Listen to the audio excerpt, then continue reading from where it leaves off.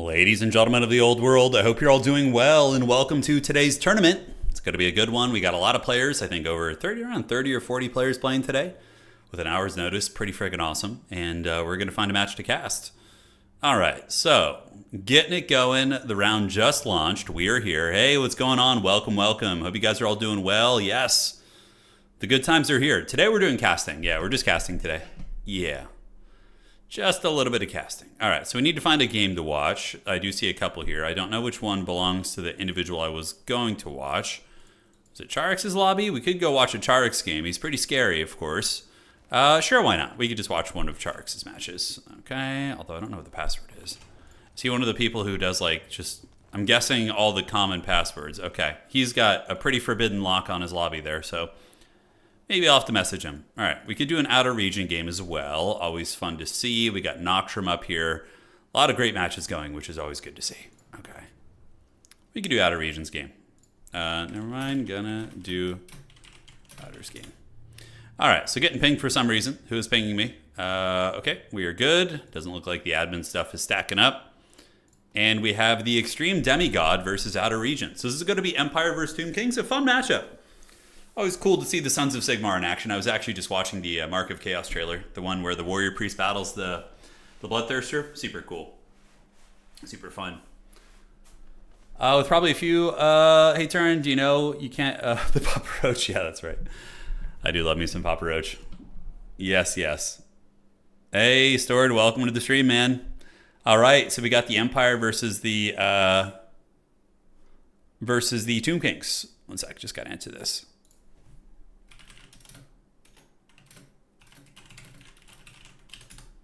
Okay, outstanding.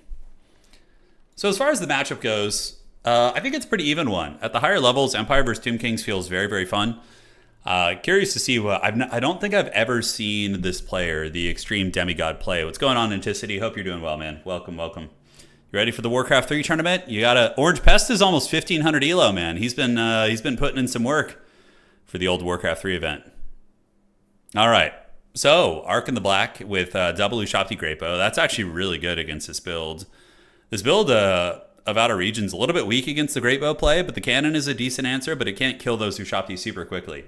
Hey, Magic D, thank you for the donation, boss. Really, really appreciate it. You're hyped for it? I'm hyped for it as well. I am very, very hyped for it. All right, guys. Here we go, loading into the edge of the Darkwood. You stopped the Warcraft 3 grind to play the tourney. Yeah, it's good. You got time, too. I mean, the tournament's not until Saturday, so you have all week if you want to get some reps in there. What's up, Charix? Hoping to see you in the top 4 today. You and Anticity would be a glorious duel for sure. Yeah, the Empire. Yeah, Empire War Wagons are good.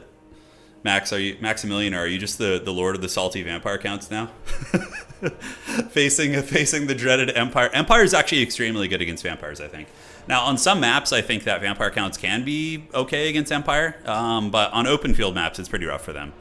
The Wagons, the Luminarchs, the Burning Heads, they can do a lot of nasty stuff against vampire count. It's funny because back in the day, it used to be so vampire count favored.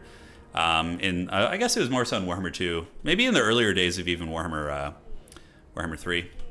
Can't quite remember. All right, ladies and gentlemen, so basically the idea is Marcus Wolfart is going to be netting down high-value targets. The Wagons are going to be shooting anything that is of value, like Khemrian War Sphinxes or Constructs, all that sort of good stuff. We do have a single cannon in the back, which is a decent counterattack against the Ushapti and the Ushapti Greatbow, Sepulchral Stalkers. And, Demogryph Knights with Halberds and Knights of the Black Rose. Black Rose Knights are really good for clearing out chaff, and honestly will do well against light cavalry, too. So I don't hate that. Aside from that, we do have some Free Company Militia on the outside and Marcus Wolfart over here. Now, for the Extreme Demigod, this player is going to be rocking Skeleton Spearman. I like the double Greatbow here, though, honestly.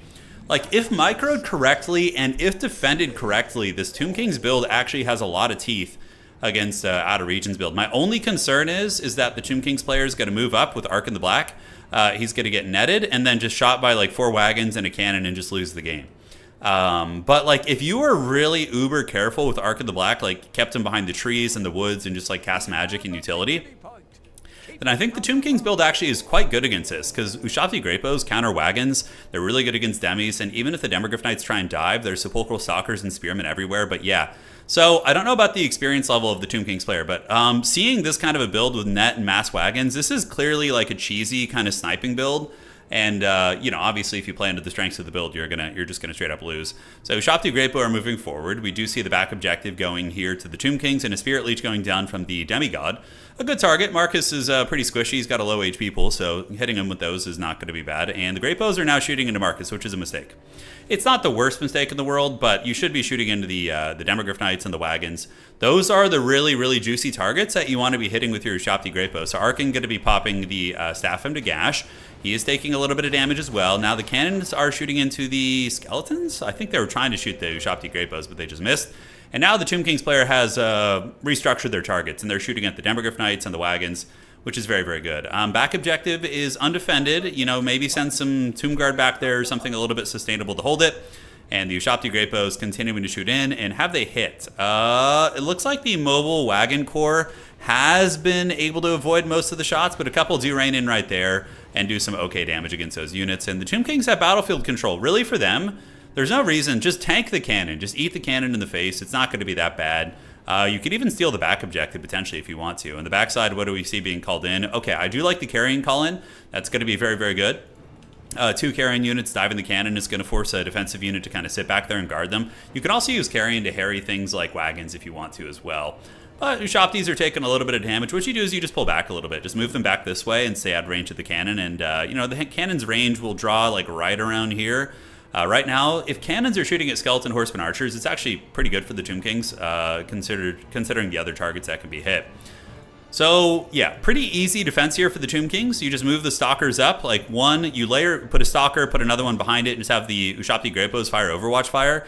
Move some sustainable infantry over here on the far side. But yeah, as far as like these builds go, again, I don't know this player, Extreme Demigod, but the build is very good. It's essentially a counter, I would say a soft counter against the build here of the Empire. But again, Outer Region is such a good player. I mean, he could potentially find a way to win, despite having a build that's maybe a little bit tough. So Sepulchral Stalkers need to get their laser beams going, and I'm sure they will in a moment. So the laser beams of Doom are going to be setting up shop. A second Sepulchral Stalker as well, and they're going to be unleashing it. Not bad. Wagons getting hammered here. A little bit of wagon fire in the back, and there are going to be some horsemen coming in. But the Demogryph Knights are going to jump on. Spirit Leech and Skeleton Summon is the counterplay. So when the Demis get on top of the Stalkers, you want to Spirit Leech them, and you want to drop Skeletons and a Liber Mortis. So there's one. That's very, very good. And the Demogryph Knights are getting hammered. Shopti Greatbows a little bit tied up in melee. But overall, a decently even trade for both these players in the backfield. Now, in the meantime, Outer Region with very, very good fence in the back, right? We do see the net coming down. So Marcus Wolfhard dropping a net. One of the Free Company Militia actually does get taken down, and the other Carrion is now free from the net. Definitely should just dive the Great Cannon if you can. Back objective also taken, so the Tomb Kings currently have a triple cap right now. On the backside, Ark of the Black and Company are pushing back the Demogryph Knights with halberds, so Fade of Buna isn't bad against them. Spirit Leech, I don't know which one's a little bit more cost effective. I'd have to test it, because Buna is like good at a certain model limit, but I still think it's pretty good against Demis. And yeah, so far Tomb Kings are managing to win the objective game and also pushing back the Empire skirmish. One Demogryph Knight does go down. Sepulchral Stalker count is going to be at 2. Shopti Greatbows are at 2. So despite the fact that the Empire did do some damage here, the Tomb Kings do end up coming out ahead. And having that triple cap is quite nice. I'm honestly very, very impressed with the play here of this Tomb Kings player, because Outer Region's one of the best players in the world. He's very, very good. He's always top 16, pretty much always top 5. Very, very strong. And this is an even-ish matchup, really. It's quite even. But it's still a game that the Tomb Kings could 100% lose. If they blunder Ark of the Black and let him get sniped by Marcus and the cannon and a couple of those shooting pieces of the Empire, that would be rough. But yeah, I'm very, very impressed with this play, honestly. Hey, Ken Beans, waiting for Norska's pain, but tournament streams make it bearable. Turin calling the Haggard Lord. Thank you, man. Yeah, I'm really, really excited for the next update. I mean, any update, really. It's just been a while since we've gotten some new action, you know? Thrones of Decay was a good time. I really enjoyed Thrones. You know, getting Empire and Nurgle, 2 of my favorite factions, was definitely some spoiling. But yeah, Tomb Kings have the winning position. I mean, basically just kind of react to the Haggard mobility play of Outer Region, screen him, keep the Shopti Greatbows in position to punish this mobility, and reinforce your back objective a little bit as well. Start sending some infantry over there. Yeah, get some like Nehekar warriors, whatever. You just need a little bit of capture weight there to get the job done. Now, that's going to be a good burning head, probably. Let's see. Which way is it going to go? I think they're going to dodge it. Oh, okay. That actually ends up taking a very, very fortunate trajectory. Oh, my God. But yeah, the Skeleton Spearmen get cooked up. They might even disintegrate these ones, but the Realm of Souls is activated. Gonna help those guys stabilize a little bit. Tomb Kings are getting 2 victory points per second, while the Empire's only getting 1. And looking at the value trading, dead even, which is not good for the Empire, considering Tomb Kings do have a fair amount of healing and different things like that. So, on the low ground here, Knights of the Black Rose going to be engaging against the Skeleton Spearmen. Black Rose Knights will be very, very heavily favored, but they're very damaged, so they probably would lose that fight in the end. And there are going to be more Skeleton Horsemen coming in. Spearmen going to be buffering out the back objective, while the Ushapti Great Bows. The Great Bows probably are going to want to, want to switch. Move over this way. They're needed against the wagons and the Demogryph Knights, right? Not super useful against these targets. Right now, the Great Bows are shooting at pretty inefficient targets. Wasting ammunition on the frickin' Bright Wizard feels pretty bad. On the backside, Tomb Kings do make an attempt to steal the objective, but out of region able to screen that out, getting some of his Empire Knights as well as the Free Company Militia right there as well. And on the backside, we do see this objective actually flipping. So a little bit of a blunder not having the Great Bows over there to pound that. But, I mean, the Tomb Kings have enough of a value lead that they still have plenty of time. And this is the idea. Ushapti Great Bows protected by Sepulchral Stalkers is an insanely good counter against, like, heavy cavalry play. There are some Skeleton Spearmen to the point doing well, and now the Great Bows are going to be zeroing in on the War Wagons. Ushapti Great Bows are actually one of the best units Tomb Kings have in Tabletop. They're insanely good. They do a ton of damage, and Tomb Kings in Tabletop have a special rule where they can their hit rating can never be modified. So even if an opponent's long range or has debuffed you, they always hit on the same value, which is very good. Now, this is an interesting play by the Tomb Kings player. Very much, I wouldn't say an all-in, but a little bit risky. Ark of the Black is going after Marcus Wolfhart, but he also dives into the Empire backfield where there's a cannon with a full erection trying to shoot at it. And I don't know if it's worth trading, Arkin for Marcus. But Marcus is getting very low. He's at 8 leadership right now. The Carrion are swarming down on the Pistoliers right here. And he's actually broken. Staff and Begash activated. And is Demigod going to get hit by a cannon? That would be really bad. No, but look at that. The Carrion to the backfield taking down the cannon. Oh, that's so clutch. And now Arkin is probably going to be able to get the kill. On the backside objective, we do see Outer Region getting pushed back. The War Wagons being harried by massive amounts of skeletons. And the old Sepulchral Stalkers providing the laser beams. This is such a good... This Tomb Kings build is so good at countering what Outer Region's doing, man. It is so good. Like, that mobile harass style with wagons and heavy cavalry is just getting pounded by the Ushapti Great Bows, and that's going to be a Spirit Leech. And Marcus Wolfhart, the Huntsman General, is going to be face-planting into the dirt as the Ark in the Black, the cackling Necromancer himself, going to be flying away on his Pimp Chariot. And on the backside, we do see a burning head going down, and doesn't do a whole lot there. Ushapti, actual Ushapti, going to be pressing the back objective, and I do think that Outer Region has just straight up lost this game. I don't think that there's going to be much else going on here. I think the Tomb Kings have been able to rout the Empire, looking a little bit tough here, and Ark of the Black still sitting at 1600 HP. And we see a late game call out, but yeah, this is going to be the death knell right here. We do see the Sunmaker being called out by the Empire, which is good against Tomb Kings, but you need to protect it. And having a unit of just carrion birds killing an 1800 gold artillery piece is a recipe for disaster, because these things only cost like 400 gold, and the Sunmaker is almost 2,000 gold. So that's going to be GG. I don't see any way Outer Region can come back. This game is like 99% over. The back objective is now being stolen. Outer Region basically just in pure desperation mode. And, Outer Region's build was very much like a cheese kind of build. It was very skewed to sniping and alpha striking things. And the Tomb Kings player, aside from blundering Arkin right here, really didn't make too many mistakes throughout the game positionally, and was able to avoid the cheese and avoid the sniping, and brought a more traditional build and was able to punish, right?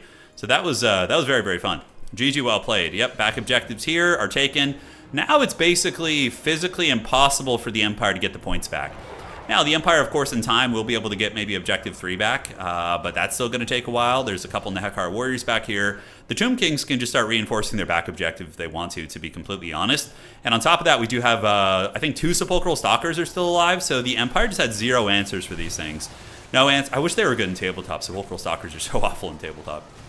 But, yeah, there are 2 of those, and the Ushapti Great Bow is going to be setting up shop, putting supporting fire down into the wagons, and the Empire is on the precipice of getting its back objective back here, as we do see the Chad Free Company Militia. Marcus Wolfhart coming back from the medic's tent, and in the back, Free Company pushing away the Ushapti, but they'll be able to turn around and probably fight for a little bit longer. So he moves up in the point. It's going to be 1,200 points for the Tomb Kings, but the Tomb Kings are just so numerous. We have so many units. The Kepra Guard coming out. Kepra Guard are going to be an unholy nightmare to remove. Although grenade launchers and burning ahead can basically kill these guys in like 10 seconds. But if they can avoid those burning heads, they'll be fine. And we still have like all the Ushabti Great Bows basically. I think they're mostly full count. We have 11 models right here, 11 models right here. Sepulchral Stalker's going to be chilling it out, and that is going to be that. Yeah, Outer Region's still scrapping, you know, he's fighting to the bitter end. Maybe hoping that the fact that he killed Arkin is going to be enough to break the Tomb Kings, but it's certainly not. Tomb Kings are a very, very solid faction, and I actually highly recommend Tomb Kings for beginners. They're very good, very solid, very stalwart, dynamic faction, kind of good at most things, and are very fun to play too. All right, GG, well played. Awesome build. It basically hard countered Outer Region's build, I think. Soft countered it, but still, it was enough to beat him. Wagon's got okay value despite the circumstances, sort of. I mean, 500, 300 is pretty rough, but 1,000 and 800 here, so in the ballpark. But yeah, Cannon did a lot of work, but the rest of the build, very funky. No infantry, no real sustainability, no flagellants, which are very common there as well, and that was going to be it. Hey, Turin, what do you think about Sword and Board Blood Knights? I don't know, because like regular Blood Knights are already kind of good against infantry. If they give Sword and Board Blood Knights like a bonus versus infantry, kind of like Knights of the Black Rose, I think maybe you could see them in like some matchups, like against Nurgle, for example. They'd be really good. But they would need a bonus versus infantry, I think, to be viable. All right. GG, well played. Awesome match there to start the tournament. And upset as the Extreme Demigod coming in and winning with the Tomb Kings against the top player here in Outer Region. So very, very nice performance. Let's refresh the leaderboard here and see what the Rock is cooking. All right. Thank you guys so much for joining today. It's been a fun little start to things as we get this ball rolling. And yep, we're about halfway done with the round. We have Outer Region being defeated by Demigod, Snickerdoodle with a win, Opal Black Bear, Danikin. Ooh, that Dark Elf player that you guys enjoyed watching the other day. He's playing today as well. I don't know if he's on Dark Elves or anything, but yeah, still something to consider. Okay, and perfect. So what's up, what's up?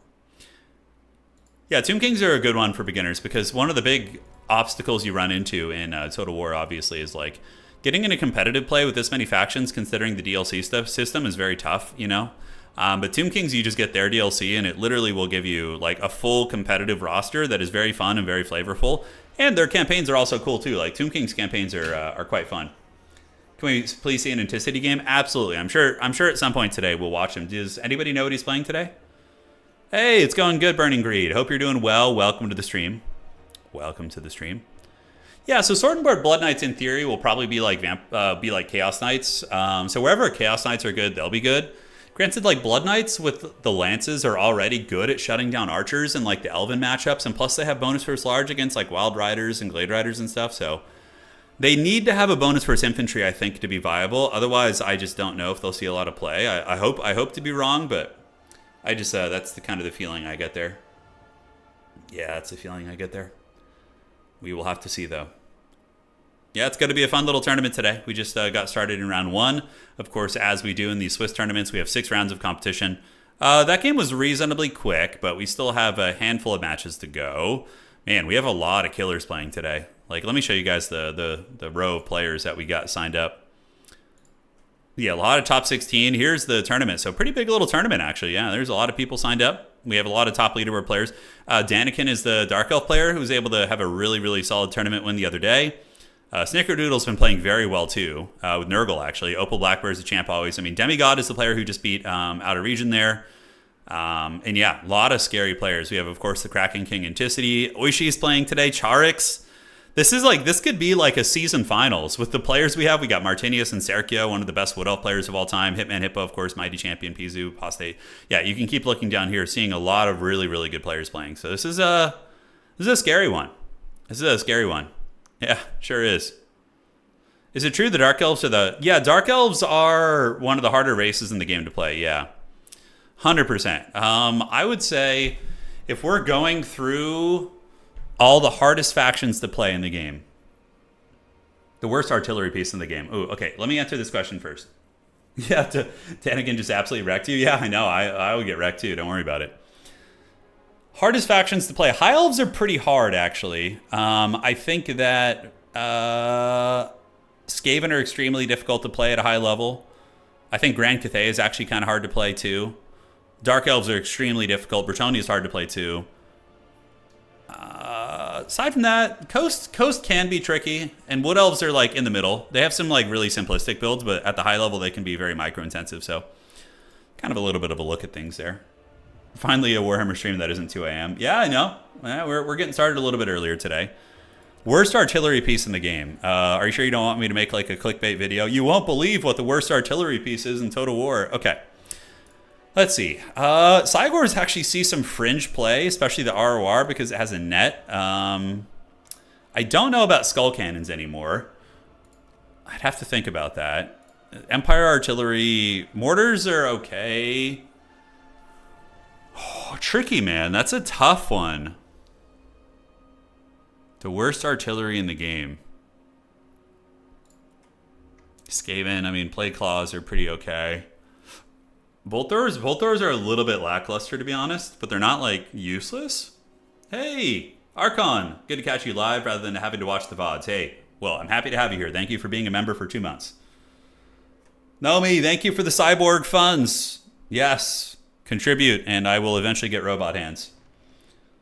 Yeah, bolt throwers are pretty haggard. If I'm looking through every faction's artillery, it might just be high elf bolt throwers. But like what's funny about the bolt throwers is they're not useless.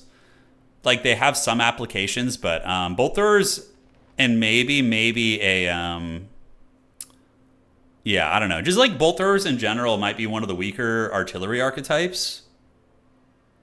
Trebuchets are actually good. Trebuchets see some play. Okay. The Rogue Idol ROR, yeah, that might be one of the worst artillery pieces. The freaking 2,600 gold orc rock lobber.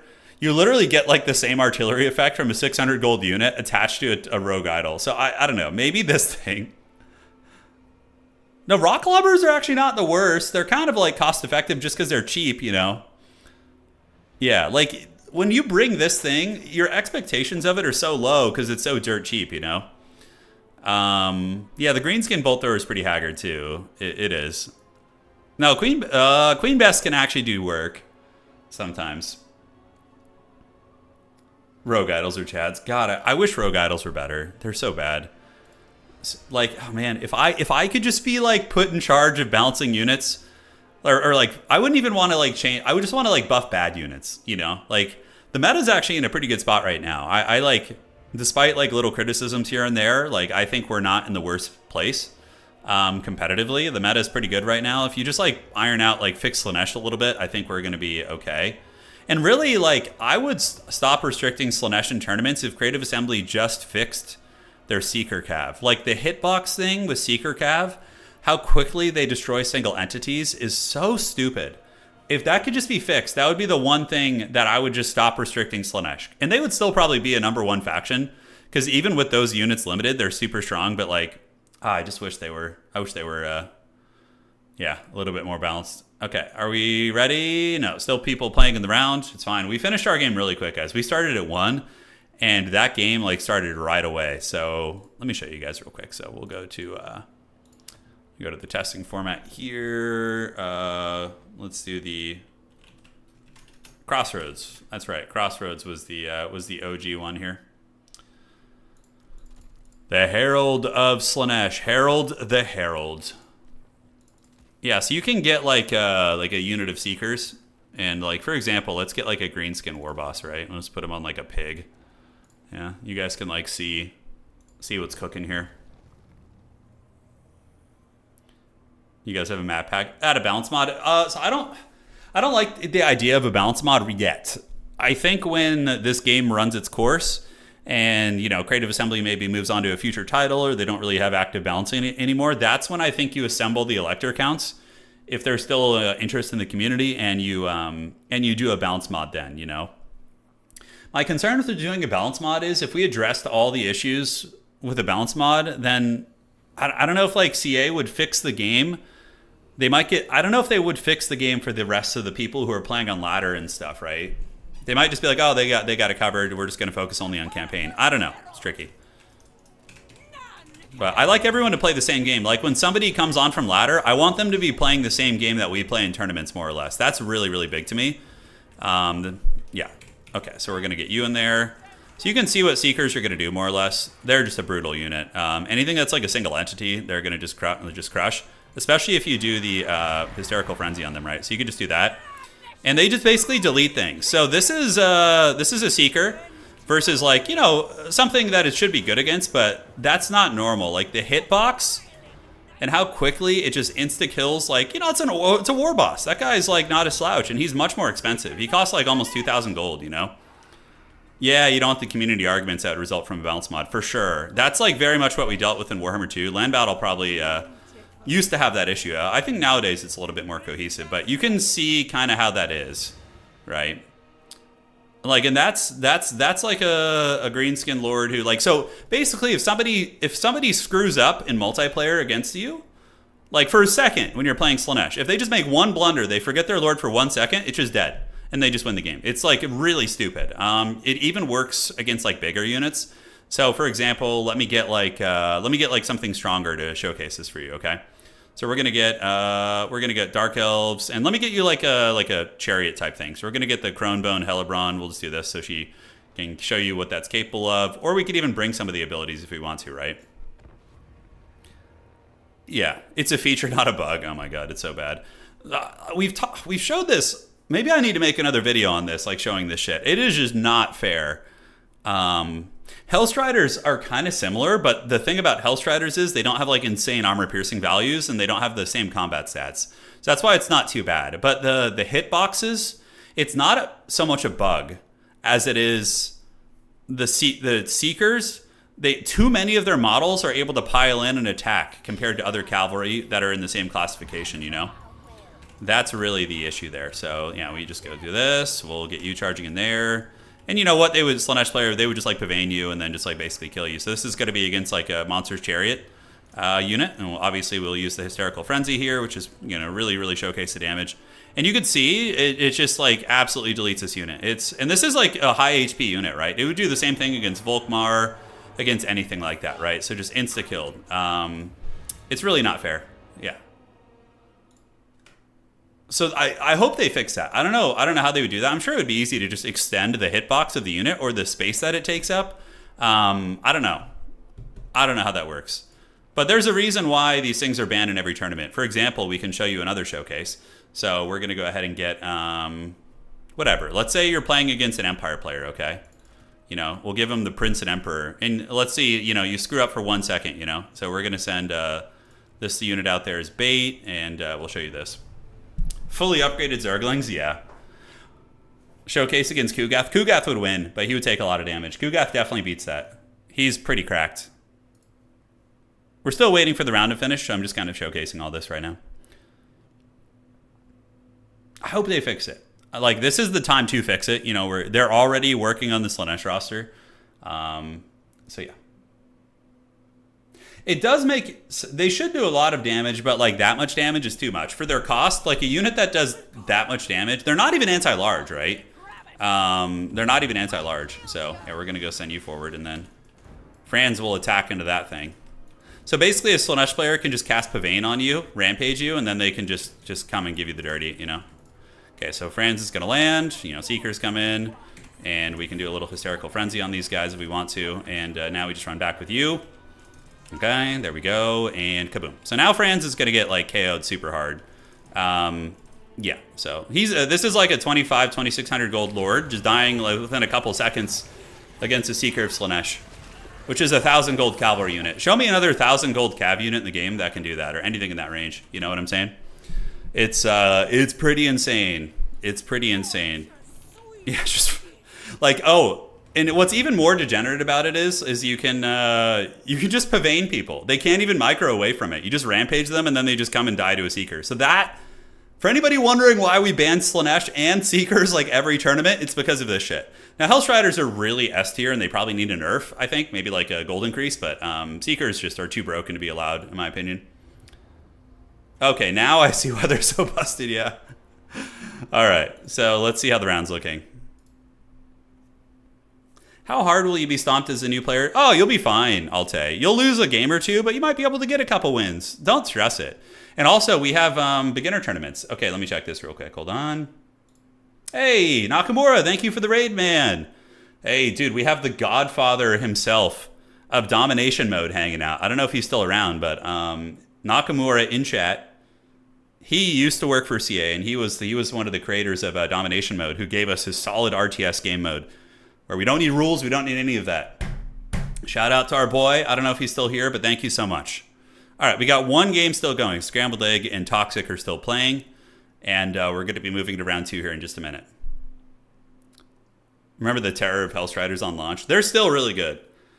Hellstriders are like, you know that meme of like Homer Simpson where he's like has all his fat taped behind his back? That's like Warriors of Chaos with Hellstriders. Dude, Nakamura, please. Yeah, Seekers have not been fixed. No, it's been like 3 patches where they just don't get fixed. We're like, please. Yeah, if Hellstriders should probably, how much do you think they should cost, Anticity? I think they like functionally they're fine, but they just need a cost increase. Like maybe they should be like $725 also, like the same cost as these ones, or maybe even $750. I don't know. Seekers just need a rework. Like you could cost increase them to Oblivion, but that's just dumb because then you won't be able to use a very cool thematic unit. I think that Seekers just need a rework on the way their hitboxes work and everything. Yeah, that's got to be how that works. No, I don't think a massive price increase is the way to deal with Seekers. Because, like, this is, like, an appropriate price range. They already have units in the higher echelon of Cavalry. Just fix their hitboxes so not as many of them can pile in and hit you. That's the problem. Like, when you get surrounded by, like, let's say Empire Knights, only a certain amount of them hit you. But with Seekers, an exponentially higher number is able to pile in and hit you. And that's why it's too much. Yeah. They just need to fix the hitbox. Yeah, so see, like a small price increase on Hellstriders, and then Seekers just need to be reworked. They just need a reworking, yeah. Like, I want them to be viable. You don't want to nerf any unit into Oblivion where it's not playable, right? That's lame. You want to just make them fair and balanced. Okay, are we ready yet? Are these guys still playing? Okay, let me check with Scrambled Egg Special. He's still in his match right now. Okay. Yo, let me know when done. I'm messaging the last players. They still technically have 11 minutes, so they have a little bit of time to finish their game. And then we'll be getting into the next one here. By the way, me and the homies have been talking about playing a Battle for Middle-earth 2. Would you guys be interested in a Battle for Middle-earth 2 tournament where we get like 8 people who are just not good at the game? And we have a tournament. And it's like a faction war. So we have like somebody playing Rohan, somebody playing Gondor, whatever. Like a mini faction war for Battle for Middle-earth 2. You guys want that? You want that nastiness? I think that would be so fun. Hell yeah. Okay, you guys seem pretty hyped for it. All right, let's do it. Do not give it to them, Frost. Why would you say this? Yeah, let's go. Hell yeah. Let's get it. Well, there's a new mod that came out that apparently like completely rebalanced the game and added a bunch of features. The problem is I'd have to play with the music off because it literally uses the soundtrack from the movies. So if you have the sound on, YouTube will shut down your stream, which is very funny. Okay, so we are going to do a Battle for Middle-earth tournament. All right. Let's get it. Let's frickin' get it. That's going to be super fun. Norska is an extremely good beginner faction. Yeah, you only need 1 DLC, and they're about to get updated too, which is really nice. I highly recommend Norska for beginners. And I've also, that was in the video I did. All right, guys. Tempest Rising, I don't know. It doesn't... I will maybe try it. It's kind of like not tickling my pickle too much when I watch it. But it looks great. It's just not my speed. I don't know. I'd rather like play this or Warcraft 3 or things like that, so... Okay, so let's do this, and there we go. Yeah, Age of the Ring mod. Yeah, that was the one. Age of the Ring, I think, is the mod I was looking at. All right, so we're going to advance the round. We're going to round 2, so thank you guys for your patience, and we're going to be casting another game here. What about, you know what, Delan, I would not be opposed to doing Spellforce. If Nakamura hit me up and, like, we did a stream where he teaches me Spellforce, I would be interested if he were interested. Nakamura is great. I am a big fan of his. He is an awesome guy. Okay. Round 2. And here we go. So we are in round dos, and there we go. So who's it going to be? Oh no, Anticity getting the dreaded bye round. Oh no, that feels bad. Really just rough. Sorry about that, boss. The dice rolled and your number came up. Oh, Charix versus Serkia. That's going to be a sweaty one. We can do. Let's do Daniken. Let's see that. Let's cast that Dark Elf Players game. That'll be fun. Okay. Lobby, code, please. All right. So there we go. Age of the Ring just released. New version, easy to install. Yeah. That's Deacon. That's what I'm talking about. You're out of the semis then, all good. Yeah, somebody had to roll it, you know. Yeah, it does suck. Well, yeah, your points are going to be kind of rough now, especially considering how many people are here. More Warcraft 3. Yeah. Do you want me to drop you, Ent? That means nobody will get a buy round. But I can drop you from the tournament if you like. Just let me know, boss. Okay, so we got this. And let's go get this lobby, and we're going to join. Broccoli. Okay, Broccoli is the name of the lobby. Come on, stop it. Stop it now.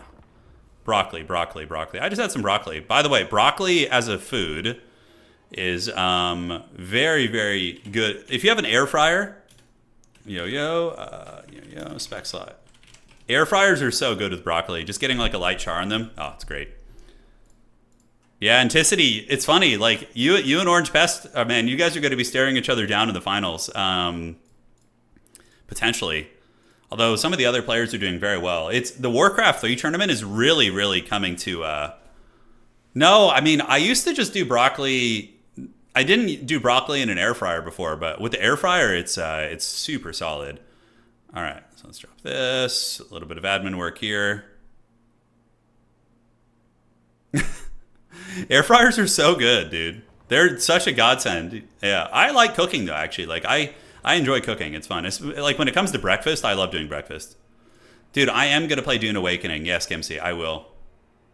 I definitely am excited for that. When does Dune Awakening come out? Do you put anything on your broccoli? It depends. You know, sometimes like garlic and various other spices and things like that. But yeah, you're more comfy with Orc versus Orc. Yeah. All right, so we got Broccoli Fangirl versus Daniken Trop. This is going to be the champion of Rat Clan versus the champion of Broccoli here. And we are going to be on the Imperial Ambush Chef Terran stream. Yeah. June 10th, but will you stream it? No, actually not on June 10th because my wife comes back from Poland on June 10th. So I'm going to be down at LAX most likely, picking up the lady. And but you know, in the next few days afterwards, I will consider streaming the Dune game. It's meat rolled in cabbage, cooked in a big pot. Eighth Wolf, no, I never had that. I don't think, no. Yeah, Loose Screw, one of the mods in chat can drop a Discord link. Can we get a Discord link in YouTube and Twitch chat? That'd be great. That's good. Perfect. So this matchup's fun. The Warriors of Chaos, the biggest thing they can do, I played this matchup a bit. You want the Hell Cannon ROR. The ROR Hell Cannon defended by Hellstriders is going to generate you really good grinding value. Yeah. Yes, that's going to be the plan. June 5th is the release for the deluxe edition of Dune Awakening. Okay, I'll take a look at it. How many of you guys would be interested in Dune Awakening? That's the new Dune game that's like kind of Rust. It's like Rust, but in the Dune universe. So basically you play as a character and... Could we start a guild or like a house? That would be pretty funny. We could start like a Haggard house, and we could be like the Harkonnens and just run around. And I know there's PvP and stuff. It definitely looks like it could be fun. It's mostly I really like Slavic food. I like it. Almost every other year we go to my wife's home in Poland, and we have like Christmas and a big Christmas feast over there. I love the Polish food. Riding the old Maverick motorcycle down the airport. I used to ride a motorcycle, not anymore. Hey, Sunshine, thank you for gifting out an old sub. Thank you so much. Dude, give me an oil bath. You guys, that's what we're gonna do to break the mold. We're gonna be like the Baron Harkonnen, but we're gonna have like a bath at my streaming desk where I just bathe in oil and regenerate my hands as we're playing. It's gonna be the way to do it. I never played the Warhammer Online MMO, no. The only MMO that I occasionally play still is Ultima Online. That is my favorite MMO of all time. I love Ultima Online. It is so freaking good. I take it back. Don't play Dune. You guys know you want it. You guys want the Baron Turkonen stream bathing in oil. Yeah. Yeah, I used to love riding a motorcycle when I was like 19 or 20. And then my hand problems came, so I had to stop, which was kind of a blessing in disguise because, you know, I never crashed on my motorcycle, but there were a couple times, like I had like 2 close calls on the highway or freeway where I almost probably died.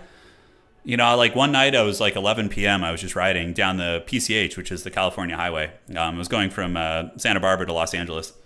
And I was just cruising, like just going 65, 70 miles per hour in the slow lane.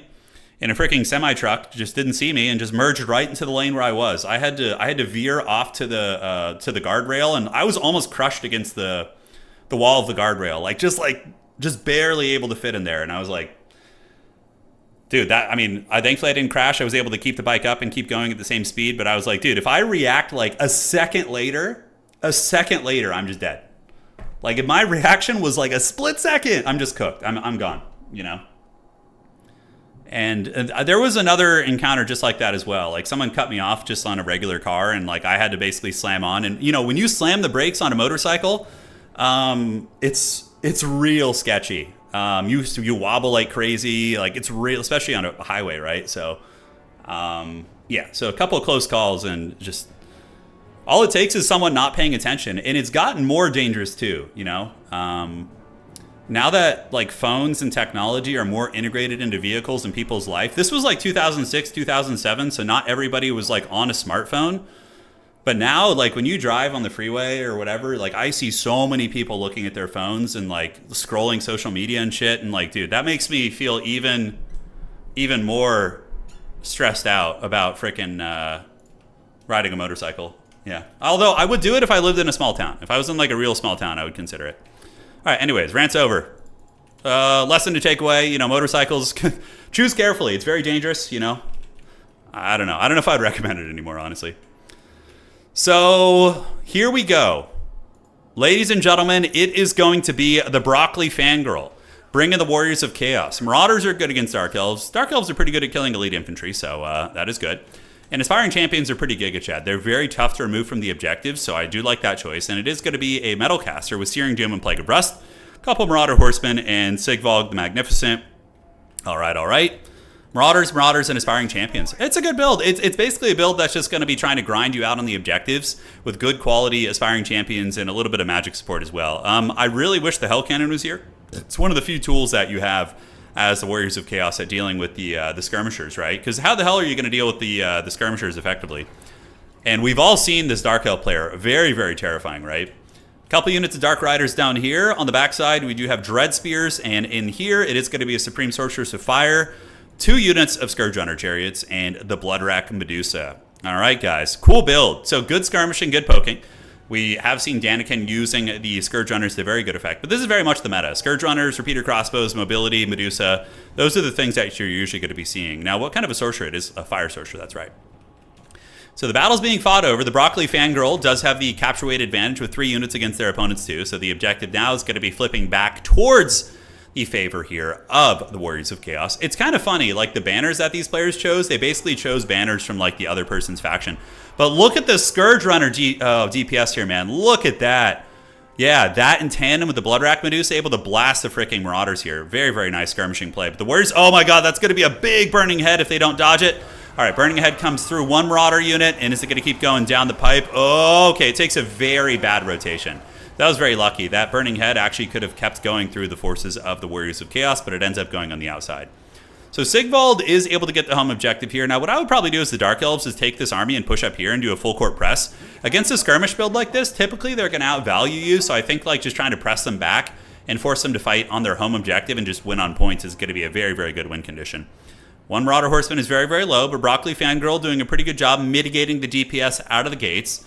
Daniken Trop going to continue skirmishing with the Scourge Runners, and they are putting some good pot shots into the Marauder Horsemen right here. So Marauder Horsemen both pretty low, and the Medusa is able to scare them away. Medusas do cause terror, so those Horsemen see the Medusa, they're like, screw that shit, I don't want to get turned to stone. That is going to suck. All right, so up on the point, Marauders and Aspiring Champions have arrived, the Giga Chads of Chaos, looking to fight for the objective. Meanwhile, the Dark Elves are just playing a defensive skirmish game. But the Repeater Crossbows are going to start teeing off and doing a lot of damage. Even though there are silver shields on these guys, they still will take some work from the armor-piercing shots. Medusa is really poking away, and we are seeing the classic style of Daniken. The Dark Elf poke and harass and just get the big value, and then Alpha Strike later in the game, which seems to be kind of the direction that Dark Elves are going in the meta. Another nice burning head right there, as we do see the Scourge Runner Chariots getting chased back by Marauder Horsemen, and Prince Sigvald not doing a whole lot. I would love to see Sigvald up on the objective fighting and just getting value somewhere, because basically the Dark Elf army has nothing capable of killing Sigvald. And look at this, one of the Medusas actually getting caught, though, by Hellstrider, so Broccoli Fangirl getting a little bit of a pick. One Medusa did overextend, and the Forces of Chaos were able to get some Hellstriders and Marauder Horsemen on it. That is a really, really, really good pick. Very well played to Broccoli. So that is an excellent snipe right there, and the Medusa is going to be at negative 13 leadership and is going to be routed. So now we have a very even game. Though the Warriors of Chaos have taken quite a bit of damage, now getting a pick on an expensive Medusa is going to be excellent. Sigvald's coming in as well. So we do see Sigvald moving up to try and help out with the Medusa. And the Elves are going to be attacking the back objective for Chaos. I don't know how I feel about this, because the Marauders and the Aspiring Champions will be favored against most of these units, so not going to be great. Medusa's broken. Dark Elves are trying to send in some reinforcements to help, but they're kind of just sacrificing these guys. The Dark Riders are not going to trade super well against Hellstriders. Although, with fire support coming from downtown, yeah. Repeater Crossbows. Oh, look at this. And we get the Ravens Heralds as well. So these are flying Dark Riders with Repeater Crossbows. And yeah, pretty hard for the Warriors of Chaos to deal with, right? Because Warriors of Chaos don't have access to Furies like some of the God factions. So they have to shoot them with Horsemen. And now we do get the Hell Cannon coming out, which I really, really like. The Hell Cannon is an excellent choice. You can park it on their infantry, park it on their horsemen, on their archers, whatever. All of that, and it's going to be very, very good. So Dark Elves are trying to swarm this point. Aspiring Champions fighting against these guys. Marauders versus the Bleak Swords here. Warriors of Chaos going to be pulling back some of these units. But it does look like the forces of the Druki going to be trying to loop around and get the capture rate advantage here. In the meantime, we do have our little pit fight down to the ground. Hellstriders out trading the Dark Riders. And Warriors of Chaos looking very, very firm. We have a hell of a lot of these units here. Look at this. That is a thick position. Did the Medusa come back? Oh, no. The Medusa's back. Yeah, that's not good. So 1196 HP, very, very low. But Daniken is still going to get a lot of value from that thing. So definitely a bit of a fumble, because a lot of the value that Broccoli has is tied up in this Medusa, and the Medusa is still going to be functional. But there's a very easy counterplay on the battlefield. Just get the Hell Cannon to shoot the Medusa, and it will kill it in like 3 volleys, and you're going to get your value. So I don't know if Broccoli Fangirl is going to realize this, but definitely need to get that Hell Cannon to finish off that Medusa, or get Sigvald to just beeline after that thing and shut it down, right? Plague of Rust activated on the Coldwind Knights. Really, really nice cast there by Broccoli. That's going to be putting the armor of the Coldwind Knights down to only 30, which means that Hellstriders are going to trade uber cost effectively into them. They'll be able to cut through these units. Man, look at how quick the Coldwind Knights are getting melted with the Plague of Rust. I love it when like things other than direct damage spells are used in the meta. It's very fun, and the Hell Cannon is going to be shooting into the Scourge Runners, which is a very good choice too. And it does make contact, but we do see the Ravens Heralds creeping in. Maybe thinking about going after the Hell Cannon. Probably not a safe idea though, considering. And the Dark Elves do drop a Searing Doom onto the Hell Cannon. Does a lot of damage to the crew, but on the back objective, we do see the Dark Elves taking a bit of a losing fight. Warriors of Chaos able to outtrade the Coldwind Knights here. Metal Sorcerer going to be moving in, and the Hell Cannon is going to continue shooting into the Scourge Runners. And will it hit? It misses there. Prince Sigvald, where is he? All right, Sigvald comes in, helps break some of the Bleak Swords here. Where is the Medusa? On the other side, the Warriors of Chaos do have a fair amount of units still. Marauders, Aspiring Champions, and more Horsemen. So they should be able to aptly hold that objective. But we do see the Dark Elves pulling a little bit ahead in value. Actually able to push back here. The Coldwind Knights survived that because of the infantry support they had on the ground. So Sigvald's probably going to come back on the objective here. And where is that Medusa? Is it still cackling somewhere? I'm pretty sure it is. Yeah, Dark Elves have a lot of infantry. No counterplay really for the Ravens Heralds. And, oh, man, the Hell Cannon just got deleted. Oh, that's not good. That's not good. That's not good. Very well played by Daniken. Daniken able to see the Hell Cannon overextended and get the Coldwind Knights to come in and take it out. That is brutal. Losing that expensive artillery piece is going to be a huge, huge setback, because that thing is not cheap. In the meantime, on the other side, Aspiring Champions trying to hold the objective here, but their capture weight is being outdone. There's a little bit more capture weight here for the Dork Elves, so the Dork Elves might be able to get this one down. And yeah, Dark Elves looking very resurgent in the backfield. Coldwind Knights here, a lot of mobility. We do also have the 2 Scourge Runners being unsummoned to replenish their ammunition. And Sigvald's trying his best with the Hellstriders. Will he be able to hold his home objective? Definitely wants to get back on there and clean that off. You can't afford to be losing these points right here. That is for sure. But a lot of the units on the battlefield, the Warriors of Chaos looking kind of bare bones. I think the Hell Cannon loss and not killing the Medusa earlier, a couple little things like that, definitely set them back pretty badly. I would have liked to have seen some Forsaken too. Forsaken would be very nice. Blood Beasts are also not bad. A couple other little things, but the Hell Cannon is an essential piece in this matchup. It is, against all the Elvish factions, it is a god tier thing. Against High Elves, Dark Elves, and Wood Elves, the Hell Cannon. Well, Wood Elves, it's risky because of the Arrows of Kurnus, but against the other factions, it's pretty good. So Warriors of Chaos managed to hold on to this objective. They do lose their home objective here. Is Prince Sigvald going to be able to put this game on his back? We will find out. Raven's Heralds doing a nice job. Sitting up in the skies with their armor-piercing bolts and chasing away the Marauder Horsemen. And now they're going to be turning about face and looking to snipe the Metal Caster. This is a very, very good play as well. Going after this bad boy. 988 HP. He is juking those shots, so good micro from Broccoli Fangirl here. As the Ravens Heralds continue to try and get that snipe, we do see a bombardment coming down. It is going to be a Searing Doom to help out Prince Sigvald. So Sigvald, unfortunately, not able to get that. Oh, damn, dude. Harganeth Executioners. Badass. I love this. They're one of the coolest looking units in the entire game. And honestly, they might be able to put some hurt on Sigvald. Yeah, he's getting low, man. The Dark Elf Elite Infantry up to a 2,000 value. So apparently they killed a couple other units. So it's not just chaff units. Dark Elf's actually bringing in some heavy hitters.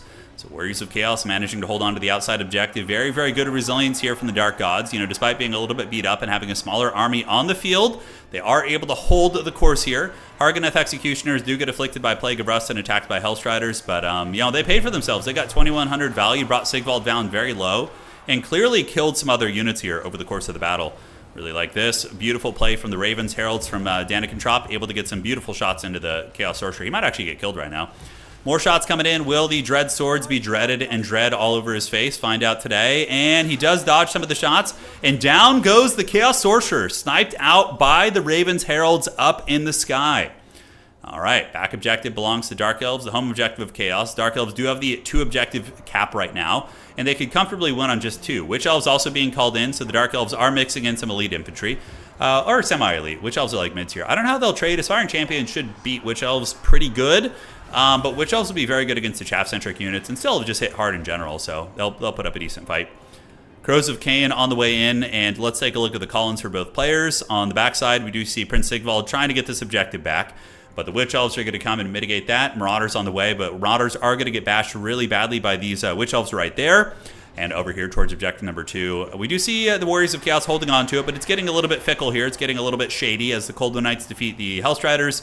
And the Witch Elves are now in combat versus Aspiring Champions, but Cold Knights will be okay against Aspiring Champions. They do have good armor-piercing value, so they can definitely nibble through some of those bad boys. All right, and back here, the Dark Elves do look like they stabilize this objective. Warriors of Chaos trying to get a little bit cheeky over towards objective 1 and grab that, but Cold Knights have been called in. I think Daniken may have forgotten about these units. I do this shit all the time. I call in a unit and forget to give it an order. So Daniken actually playing with a 1,000 gold deficit right now, which is rough. So definitely need to get those Golden Knights back up on the objective. I don't know if they're going to notice that. Forgetting a unit like this could honestly straight up lose you a game. Like, this is a 1,000 gold cav unit, and in a very close match like this, that could be the difference between winning and losing, right?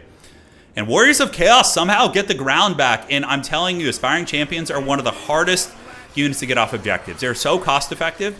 And here's the thing, infantry units have really good capture weight, but as they lose models, they lose capture weight in this game. So their ability to contest objectives gets worse. But Aspiring Champions are really Giga Chad because they have 16 models, and each of those models has an insane amount of HP, so it's really, really hard to muscle them off objectives because they just straight up don't lose models, and they maintain that 5 capture weight way better than something like a Marauder or a Witch Elf, whatever, right? And Sigvald's going to Pound Town here, guys. Man, we could see a comeback from Broccoli here. Very, very nice match as the Prince of Slaanesh. I mean, this looks like paradise for Sigvald here, battling these ladies, but he is able to push them back with the Marauders. And pulling on in, we do have the Marauder Horseman moving up, going to be able to throw some javelins here at the Ravens Heralds. And suddenly the Warriors of Chaos are kind of cooking a little bit here in this match. Dark Elves do have a lot of mobility, but not a lot of capture weight, struggling to get rid of the Aspiring Champions, as we do see the Dark Warriors of Chaos moving up, and they might be able to actually steal this objective, which would be very, very brutal. Broccoli Fangirl is at 1,000 points. Oh, man, for getting this unit back here is such pain. Such pain. That's really rough. That would be big. That would mitigate this capture, honestly. But yeah, now this objective might straight up get stolen. Sigvald's going to be moving over there with his Mad Max outfit. I'm pretty sure he has like Mad Max. Like I don't think he has any pants on the back. Yeah, he's literally just wearing like a loincloth. Yeah, it's pretty great. But yeah, good defense here by the Dork Elves, able to get the Cold Knights and the Bleak Swords to force off those Marauder Horsemen. If those Horsemen had captured that objective, that would have been really, really bad.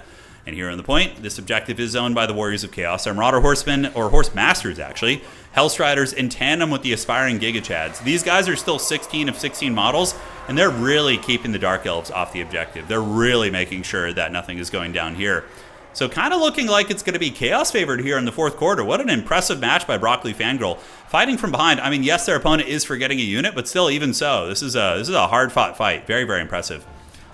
All right, so moving on up. Marauder Horsemen going to be creeping to the point, but they do get pushed off by the Cold Knight. Sigvald's going to be over there partying like it's 1999. He's hanging out, listening to some Limp Bizkit. Always great. Although I don't think you'd be...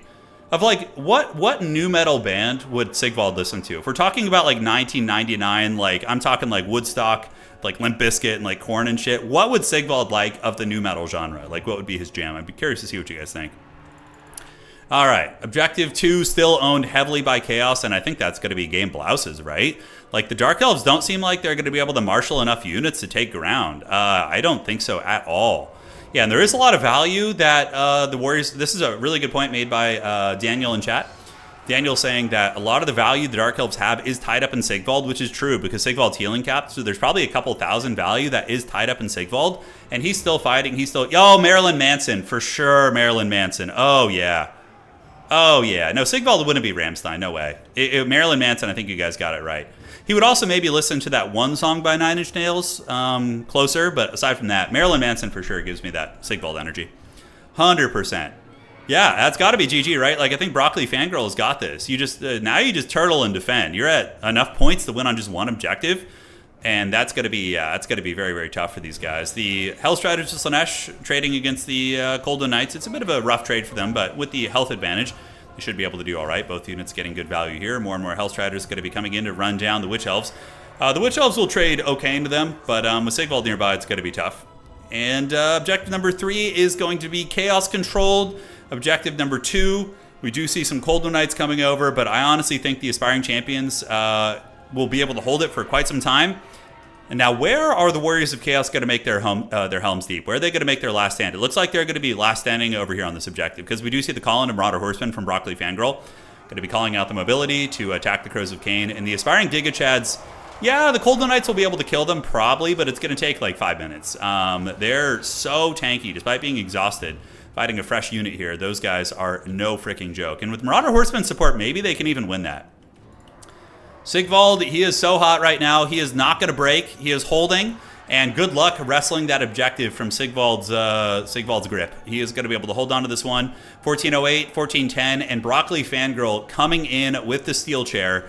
And we do see the Hellstriders coming out. So Hellstriders obviously are just so insane. They're the glue that holds together the faction. And I think finally Daniken realizes they had a forgotten unit in the back and is able to pull this unit out here. So the Golden Knight's going to be charging up, but that's going to be GG, the decadent host of Sigvald the Magnificent and Broccoli Fangirl. Able to get the job done against Daniken Trop. GG, well played to both players. I love seeing Dark Elves in action. Harganeth Executioner is very erect about that. 2,300 value on an elite infantry unit in a high-level match. Chef's kiss. Fun times. GG. Aspiring Champions were the carries, I think, and Hellstriders, of course, are just so good. That was a weird... I thought Chaos was in trouble. Losing a Hell Cannon with, like, no value. That was tough, but it is what it is. All right, guys, so let's see how we're looking. That was a very good contested match in round 2. And let's see how far along we are as it pertains to getting to the next round here. So let's check it out. You're actually cooking broccoli right now, though? Well, that's probably why she won, Lenny. I think you blessed us all with the power of broccoli.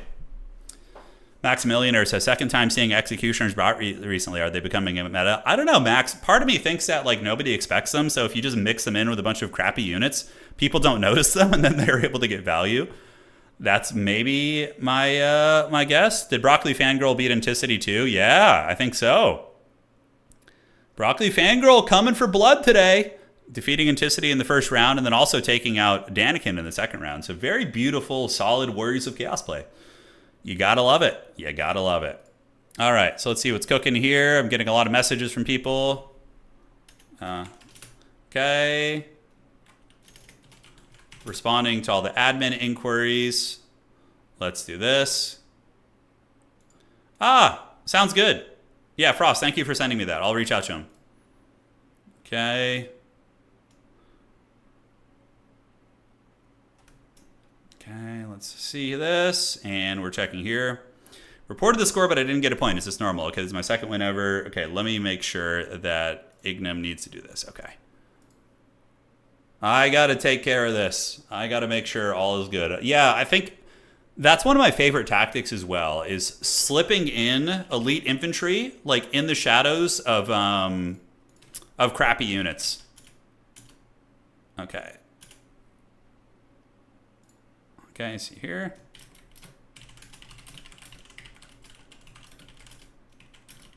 All right, great. So I think all the admin stuff is taken care of.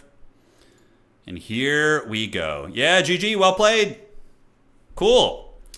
So we have 1 or 2 games left here. You guys ban factions? Not in this tournament. So the way it works, awesome, in this tournament is you pick one faction and you play it the entire way through. So it's kind of like playing in like a Warcraft or StarCraft tournament. It's like you pick Protoss, you play Protoss the entire tournament. You pick Zerg, you play Zerg the entire tournament, right? So that's how you do it. That is how you do it. Okay. So I'm gonna go grab some water from the kitchen real quick. I'll be right back. And yeah, good times are coming.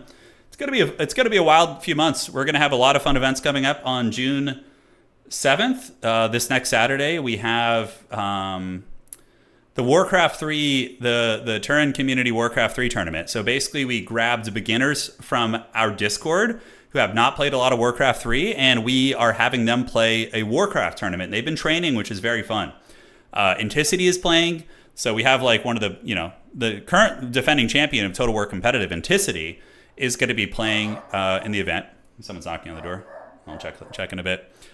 And then we also have Orange Pest, who's also a high-level Total War player, and the #1 Co-3 player historically. He's going to be playing as well, so it's going to be super fun. We're going to do Battle for Middle-earth. We're going to have the Season 10 Grand Finals of Total Tavern coming up. So a lot of good RTS sweat coming. I also maybe am thinking about doing a StarCraft stream as well, so that'll be fun. One sec, guys. Let me be right back. Getting that water.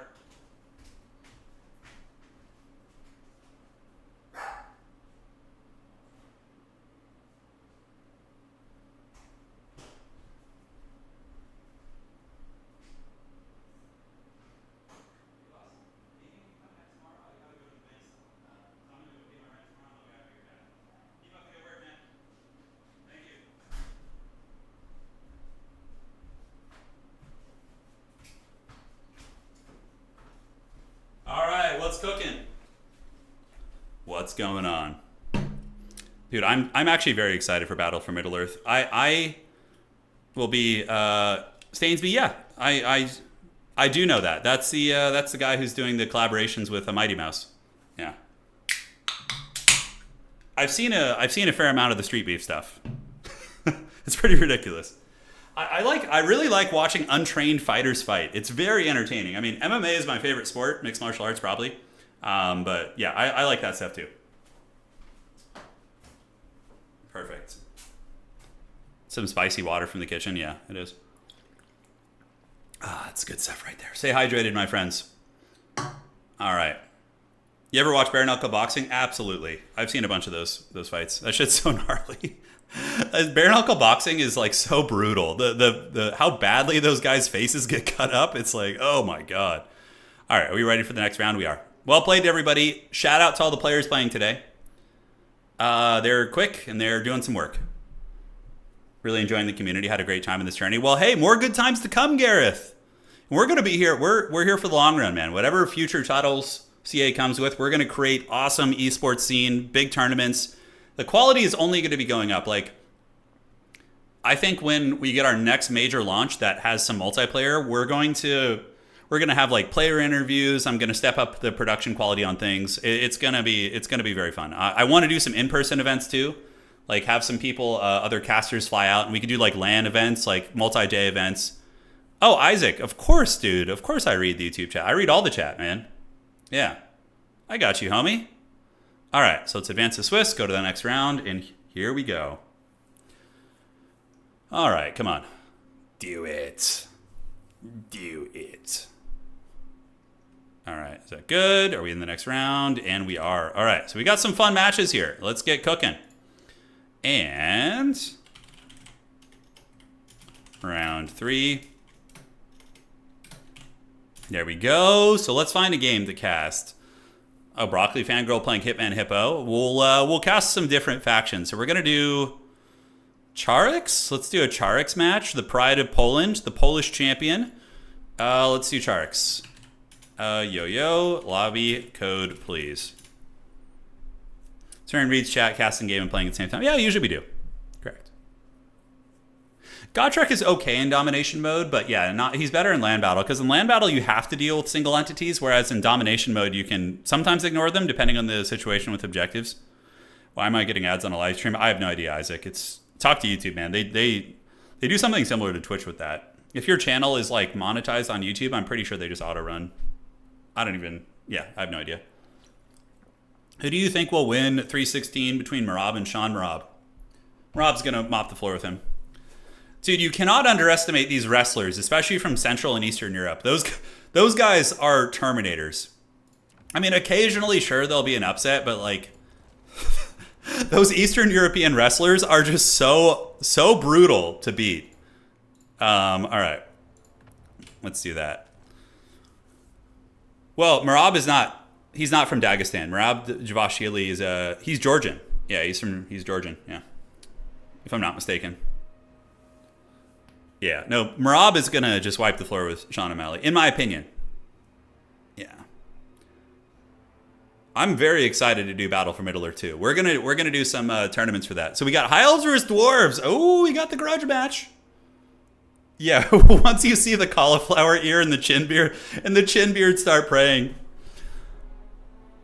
I know a Serbian, so Aether Wolf says, I know a Serbian grandpa who was 80 years old and he was a wrestler for a long time, dude as strong as a brick. Yeah. Yeah, so there's a couple like archetypes of humans that are just so freakishly strong. Wrestlers are one of those archetypes. Like if you have met somebody who has wrestled in their childhood and teenage and adult years, those people are just so strong for the rest of their life. They just build this muscle memory. They're like bricks of humans. So wrestlers. Number 2 is people who work like a lot of like, so I have my dad's brother. He was maybe 5'6", 170 pounds, 160 pounds, an Italian guy. But his entire life he worked construction and like laid brick and did roof work and like welding, worked with metal, like, bars with his hands. This guy, we used to have there used to be like family gatherings when we were kids and all the adults would like arm wrestle and all the guys. And you would get guys who were like 60, 70, 80 pounds bigger than this guy who worked out at the gym, doing bicep curls and shit, bench press. And my dad's brother, zero working out. All he did was construction work. He would just punish everybody so bad in arm wrestling. He would just break people's arms. He had these super hairy Italian forearms. And his hand was like the size of like 3 of my hands. His forearms were so hairy and Italian and powerful, they would just put people down. Yeah. So yeah, people who work on farms too, like those kind of guys who like throw bales of hay all day and just are like repairing fences and shit, like farmers, that natural strength. Because a lot of people who work out in the gym, some of you fitness people in chat might know a little bit more about how to articulate this. Yeah, he had like the Mario build. That's right. He was like Mario and Popeye mixed together. But people who work out in the gym will often do exercises that only work certain components of like a muscle. Like they'll do like a static bicep curl, which sure is going to improve bicep strength, but they don't like do something that's going to increase the strength of like the tertiary elements of the muscle or the connective tissues and things like that. But like these guys who wrestle and who do like farm work and manual labor and stuff, they have this real strength because their strength is functional and it works like every aspect of their bodies. They're engaging everything when they're doing these functional versus aesthetic strength. Exactly. That's the way to put it. 100%. Functional strength. Yeah. 100. That's the best way to put it. Thank you. That was the word I was looking for. But, yeah, it's nuts. It's good stuff.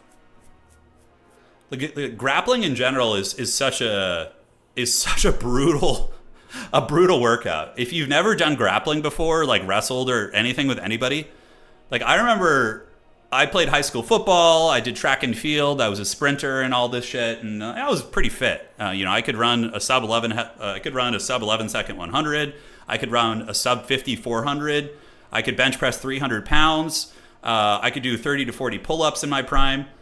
And now I went to a grappling class being in that fit like shape, and I was just getting punished. Like my cardio, I couldn't hang with these guys, and they had this like different kind of strength where I just could not hang with these guys. I was getting trash canned over and over. The cardio, the functional strength, like that bullshit bicep shit and like whatever, like it didn't mean anything. Yeah. It's crazy. It's crazy. Grappling is so hard. It is so exhausting. Honestly, one of the most underrated parts of health, grip strength and mobility. Yeah, for sure. Unfortunately, my grip strength sucks. My autoimmune disease has basically taken away all my grip strength. Yeah. We would have football players come in and try and wrestle, and they rarely lasted more than a few practices. Yeah, absolutely. Absolutely. Wrestlers are some of the toughest people on the planet. Yeah. I mean, they dominate mixed martial arts, They absolutely dominate. All right, boomer rant over. Hopefully you guys don't mind the tangents we go on here. And now we're going to be loading into our round 3 tournament. So Charek's one of the best players in the world. Very, very strong. He has the fearsome zoomer strength. I think he might be one of the youngest players we have in the community. I'm not sure, but he is insanely good with the micro. He does not miss a lot. It is going to be a brutal. Yeah, rock climbing is also very, very... rock climbers have insane grip strength. Yeah. You're hitting a bouldering gym tomorrow? That sounds like fun. Hell yeah. Well, let me know how it goes when you get onto another stream. One photo. Oh, dude, Alexander Karelin? Yeah. Oh, that guy's a monster, dude. That guy's a freaking monster. You know who one of my favorite fighters is to watch, like, in his prime? I loved watching Daniel Cormier fight. Like, he just does, like, he's, like, big and bulky and just, like, you would look at him and just be like... You wouldn't think he was just going to be able to pick people up and throw them around, but he was so fast and explosive and strong. Like watching primetime Daniel Cormier, I think was one of my favorite things ever. Just watching him pick up and ragdoll people. It was amazing. All right, anyways, now back to Warhammer. So, ladies and gentlemen, we have a grudge match. It is going to be the Dwarves versus the High Elves here. And looking at the Dwarvish army, front line is going to be Ironbreakers. I love this so much by Commissar. Now, Ironbreakers are durable. Blasting Chargers are very good against Elvish Infantry. They will maybe downtrade into some of the armor-piercing options, like White Lines of Krace and Swordmasters and things like that. But even still, not bad. We got Longbeards, Quarrelers in the back, Rune Lord, and Double Master Engineer. All right, let's freaking get it. The High Elves going to be using a Sun Dragon. Sun Dragon does have the breath attack here, which I'm curious to see what the Sun Dragon breath does. It says it's good against a single unit, but I suspect it'd probably still be good against the elite infantry as well. All right, guys, and moving on up, it's going to be White Lines of Krace, going to be 4 of those bad boys with Eltharion the Grim. We do have Apotheosis, Tempest, as well as Soul Quench on the books. Ranger's going to be called in the low ground to secure the objective against the very slow dwarves, which is good. But yeah, very fun build. We have double Flash Bomb on the Master Engineer, so they have 2 slowing abilities. And, I kind of like this. I really, really dig the Master Engineers. Like, having them with the long rifles, just putting constant pressure on, like, a Flying Dragon or different things like that is going to be excellent. So, Eltharion using a Soul Quench. He quenches the thirst with the dreaded Placeholder. You see the Placeholder animation on those Quarrelers there? That was fun. Yeah, Elven Batman is here. And, not bad. Tempest is really good against Gyrocopters. He does have Apotheosis for healing as well. But the Giga Chad Ironbreakers are going to be arriving. We do have a Rune Lord with Rune of Negation as well, so we can mitigate some damage. I would have liked to have seen Rune of Slow and Wrath of Ruin. I think those runes are pretty good. But the Dowie going to be forming ranks with their elite infantry. Love this build. I really dislike seeing dwarves with like mass chaff units. I love seeing some like good units mixed in. And Ironbreakers are thematically just so freaking awesome, right? So the Dowie are going to be able to secure 2 points. The Master Engineers in the back are going to be putting pot shots into the Sun Dragon here. Sun Dragon does eat a little bit of damage from these guys. Breath attack down the pipe on the Ironbreakers. Oh, and that's going to hit and do some good damage. And Eltharion moving in as well. So very, very nice way to deal with elite infantry. They lose 10 models down to about half health from that draconic breath attack there, which is pretty nasty. And the poke continues from the Engineers. A couple archers going to be unleashing fire as well. Ironbreakers damage. And when will the Elves engage in combat? All right, so Lion Chariots of Krace are going to be the call-in for Charex, the Pride of Poland. going to be moving in against Commissar's forces, and what kind of damage will they do? There's charge defense on a lot of the Dwarven units, like Longbeards have charge defense, Ironbreakers have charge defense, so you need to catch them when they're not braced or hit them from the side. Nice Soul Quench there on the Ironbreakers, able to quench their thirst and do a little bit of damage after the fact, so not bad at all. Beards and belts, ladies and gentlemen, yes indeed. And this is how the Dwarves like to play. They like to take a little bit of a beating, but also give it back with their shooting. And now we do see the Master Engineers. I love this. I actually used to do this with Chaos Dwarves as well, using the double Infernal Castellans with the long rifles, but they don't have as much utility, unfortunately. But they are a little bit better in melee with like anti-large halberd, so there is that. Lion Chariots of Crace taking some damage, and the Dwarven gun line keeps poking. Slayer's going to be guarding the backfield, so we do see one Slayer here. And the Dwarves have basically just sat down on the objectives, and they're just like, all right, come at me. Do your worst. Charik's just going to be poking and harassing. We do see one Ironbreaker getting absolutely wrecked. Oh my god, the Dragon Breath attacks. It makes sense, though. Dragons are some of the strongest creatures in the old world, and they require positioning. And here's the thing. If the Dwarves had a Thunderer down here, or like a direct fire gun unit, this dragon would not be able to do that for free. It would be losing massive amounts of health. So I think, Commissar probably wishing he had a gun unit, because the bows are all right here. They're okay against the elves. But again, I've always been more of a fan of using like Thunderer equivalents in this matchup. But, it is what it is. Yes, those are the Dragonback Slayers. They are the elite of the elite. Very, very fun unit here. Eltharion the Grim and his Draconic Beast going to be lurking on the outside. Charix is basically just value farming for a while, because here's the thing, in domination mode, there is a window of time where you can like harass with spells and value trade before you need to play the objectives. And it does look like some of the white lines of Crace moving up, but maybe going to be eating some blasting charges here. So the Dowie going to be throwing some hand grenades and forcing back the Elvish infantry and doing a little bit of damage, but they didn't get like a full salvo because Charix kind of stayed out of range there. And now we get Eltharion the Grim moving in with the Fang Sword of Eltharion, beating up this Master Engineer pretty good. But now going to be getting attacked by Slayers as well as the Rune Lord. So probably going to want to get out of this fight. There are a lot of hairy, half-naked men attacking him right now, so I definitely think he's going to want to escape. Yeah, he actually takes a lot of damage. At the end of the day, I don't think that was worth it for Eltharion. Continuing to lose HP, 4,000, and he's moving back in with Apotheosis active. I do not know why he's staying in that fight. Oh, he's trying to get the Mistwalker's Barrage, maybe. That's what it was. Okay. Lion Chariots moving in, but taking a lot of damage here, as we do see the Rangers as well as the White Lions of Crace getting hammered. On the other side, it is going to be Dwarf Warriors battling it out versus White Lions. They should be favored there. And now we have a big pit fight on the objective. Yeah, it's going to be a battle, a duel of fates, I do dare say. Ironbreakers piling in, Dragonback Slayers fighting, White Lions of Crace generating good AP. Nice breath attack down the pipe. Yeah, it does hit the Dwarf Warriors, these guys, but also does manage to cook these guys a little bit as well. And the two Master Engineers on the ground. What an MLG pick coming in here from Commissar. Yeah, shooting into Charix's Mighty Lord up in the sky. We are going to be seeing Eltharion diving into the archers in the secondary. And the Pyramid Company is going to be coming through the trees. So it did look like Charix was trying to move through the trees to get an ambush, but he is discovered and pulls back into the tree line. Dragon moving into the archers as well. And the Dwarves are going to be calling out the Slayers. The Grudge Rection is here. And they're going to be chasing back that dragon. All right, so the dragon is going to be forced to run, ladies and gentlemen. Now looking over here at objective number dose. The Elves flanking with Rangers, trying to get the Rangers on top of Slayers, which is good because Rangers are basically a counter to Slayers. But the Dwarf Warriors and Ironbreakers do run Intercept, and the Dwarf player also able to get both missiles zeroing in on these guys. And we're going to see, yeah, very good micro from Commissar, honestly. Running away with the Slayers there, mitigating the pressure of the Rangers, and just kind of dragging them through the mud is very, very nice. As it currently stands, Dwarves ahead on value, but again, there is healing on the Elven roster, as Eltharion the Grim going to be dropping a fat AoE here, doing some work against Ironbreakers. White Lines of Crace being worn down by the elite Dwarvish infantry, and now we get some Narnia lines being called out. A lot of idle elves back here. We have some archers and 2 ranger units. Definitely need to get those guys active. They should be pushing through the seams, looking for openings to try and get onto the Slayers and or the archers and overwhelm.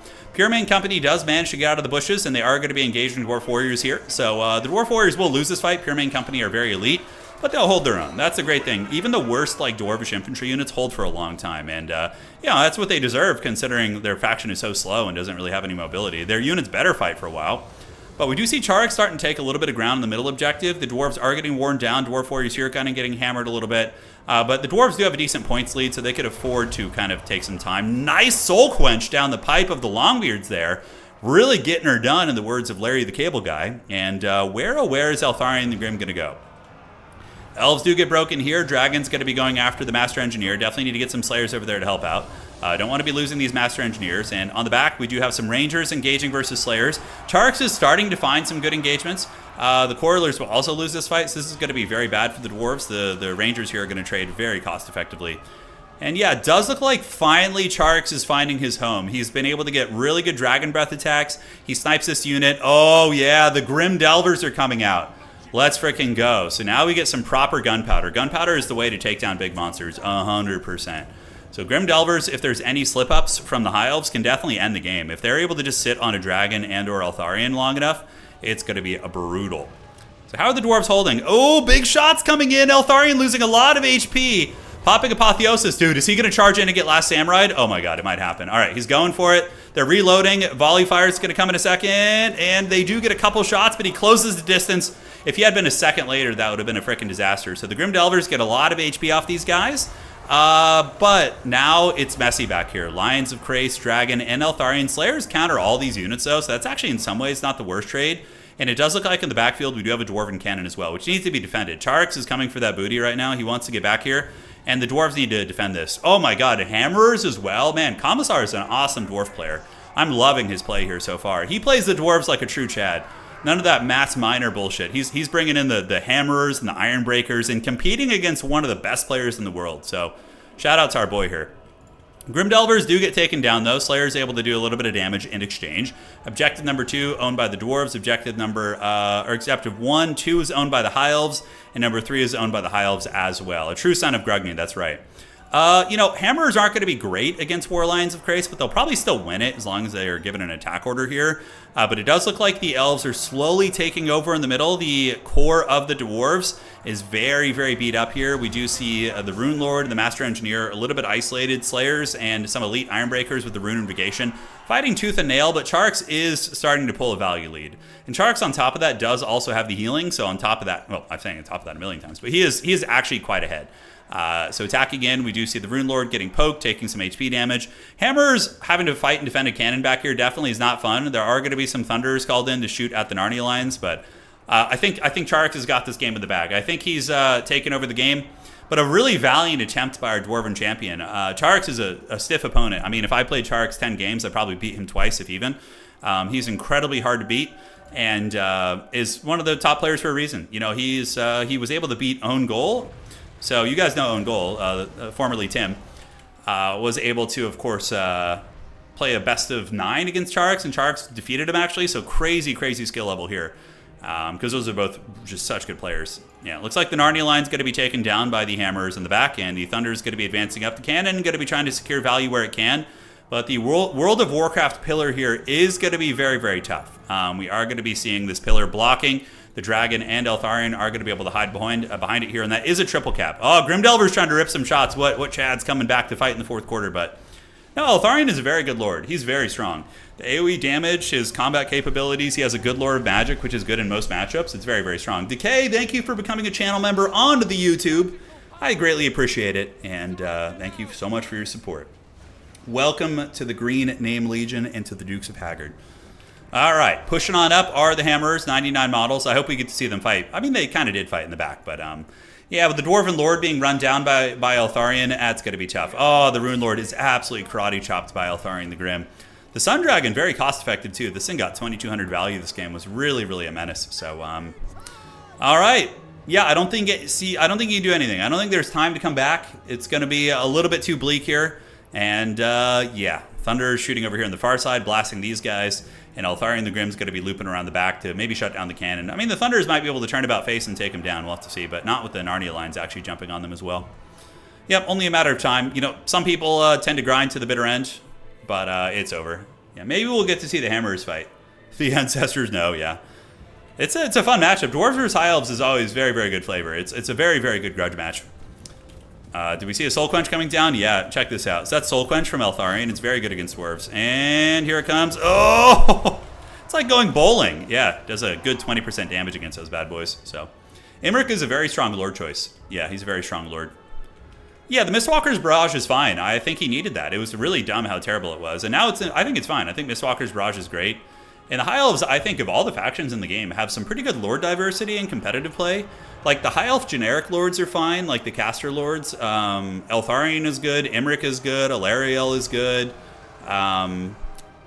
Tyrion is even viable in some matchups. Like, really, I do think that the High Elves have great lord diversity. There's some factions that you have, like, 2 options in competitive, but, yeah, not here. The Thunder is going to be trying to shoot their way out of the bag back here, putting some hurt down into the Lions, but the triple cap is in full effect. And the Elves have such battlefield dominance at this point that they are able to get some, like, yeah, Teclis is viable too. Yeah, 100%.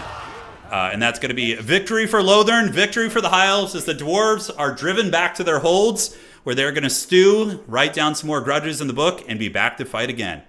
All right, fun match. So, 2,900 on Eltharion, 23 here. And yeah, Rangers and Lions did the job. Love the Ironbreakers. Not a lot of value, but they held. Master Engineers got some okay value as well, and Slayers and Guns, not bad, not bad. GG, well to the played. Thank you guys for joining today. That was round 3 in today's tournament. We'll take a look at the score for the next round. Anticity took Eltharion for every single matchup in his Elf run. It makes sense. Eltharion's very good. It's very, very good. All right, we have a handful of games. That was a pretty quick one, so we might have some downtime right now. So now, if you guys are new to the game, have questions about anything, this is the best time to ask it while I'm kind of in the zone here. Yeah, we got a little bit of time. Ah, some good water right there. Some good H2O. Yeah, Charix is an Elvish expert. He's very good at Elves. And if you guys are also new to the game, if you're in our Discord and you see some of these tournament players, you can tag them and ask some questions. They're generally homies. Like, they'll take the time and they'll answer your questions. No, Thunders are good still. Okay, so Way asked, how many DLCs do you think are left for Total War Warhammer? Okay, so we're going to get the Slanesh Norska High Elf one. So I would say maybe like 5 or 6 more DLCs. And then on top of that, I think that eventually once things slow down a little bit, like Creative Assembly could absolutely keep the game alive by just adding small stuff. So if there's like little like heroes or lords that are missing, instead of doing like big grand DLCs, they could just like add characters and small things that are missing and like little flavor pieces like that. So I think this game will be supported much longer than people expect. Because it's such a solid game and it's very fun. So no, they're never going to do a Warhammer 4. Yeah. You won't. Oh, dude, they've got to do a Nagash thing someday. They've got to. And like, there's him, and there's there's obviously the Skaven have so much stuff too. With Thankful, Gracier, Thankful. Which button uses what abilities in this game? So you usually just click them. You can. I don't hotkey them. Some people do, so I don't really know that. But I just click them because this game is slow enough that you can just click the buttons usually. Are the Dowie rightfully angry at everyone or unnecessarily grumpy? It's a combination of both. It depends on the situation. You got to look at it with the Dwarves on a case-to-case basis, right? Yeah, like the War of the Beard was... the lore of War of the Beard is wild. The Dwarves won it, by the way, for the record. For any of you Elf fans out there, the Dwarves did win the War of the Beard. I've never touched any Total War games, and I don't know much about Warhammer, but I really enjoy your streams. Hey, I'm glad you're enjoying them. Yeah. Volten, yeah. And characters like that. Okay. Do a Chaos Dwarf build against their weakest matchup? I don't even know what their weakest matchup would be. The Dowies have some pretty good matchups. They have some good matchups. They're very strong right now. They just got a bunch of buffs. Chaos Dwarves are an incredibly cool faction. Their flavor is so good. Turn the top 3 races lords to learn the game in campaign. Oh, dude, if you're getting into campaign, there's one man who is here to answer their call, and his name is Karl Franz. He is the Prince and Emperor. Look at this man. His campaign to me is the best campaign in the game. It's so fun. The flavor of like fighting the vampire counts and securing the Empire while being attacked from the Greenskins in the south, vampiric forces in the east. You got Festus like causing infection and disease in the north. You got to go deal with that. His campaign is hands down the best, in my opinion. Les, this is not a faction war, but it's very similar because there can be multiples. Yeah, his campaign is goated. I haven't played a lot of campaigns. I'm more of a multiplayer guy, but I love this campaign. And honestly, all the chaos campaigns are really fun. Like all the Champions of Chaos are just a great time. It's a great time. Okay. Oh, Kolek is so freaking cool, by the way. Look at that guy, man. Yeah, Tyrion is very good. The High Elf campaign mechanics aren't too exciting to me. Like, the whole, like, intrigue system or whatever the hell it's called seems a little bit lackluster. Yeah. I assume it'll get looked at in future updates. I love how Carl looks like he's on yeah. I mean, he's pretty massive. I don't think he's... In lore, I think Carl Franz is, like, big, but not, like... Yeah, like, look at him towering over these guys.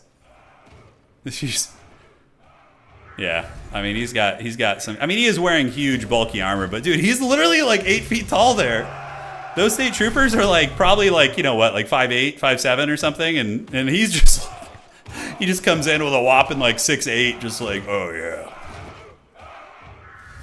Yeah, Elspeth's campaign is really good, too. This one's super fun. You get tons of crazy stuff, and if you like gunpowder and, like, playing Nuln, Elspeth is really, really good. If we ever do one of Indie Pride sub... I would do something like that someday, absolutely. What High Elf campaign changes? I don't know enough about campaign. I'm really... if you're asking me about campaign stuff, you're barking up the wrong tree. I haven't played a campaign in, like, ages. 5'11" versus 6 foot, yeah. That's the classic. How tall am I? I'm 5'10" and a half. Yeah. I'm not quite 5'11". I would say I'm just 5'10". Yeah, I'm 5'10". A little something on top of that. Yeah, with campaigns I get pretty bored around like turn 60. Yeah. Okay, so how are we looking on the rounds here? And all right.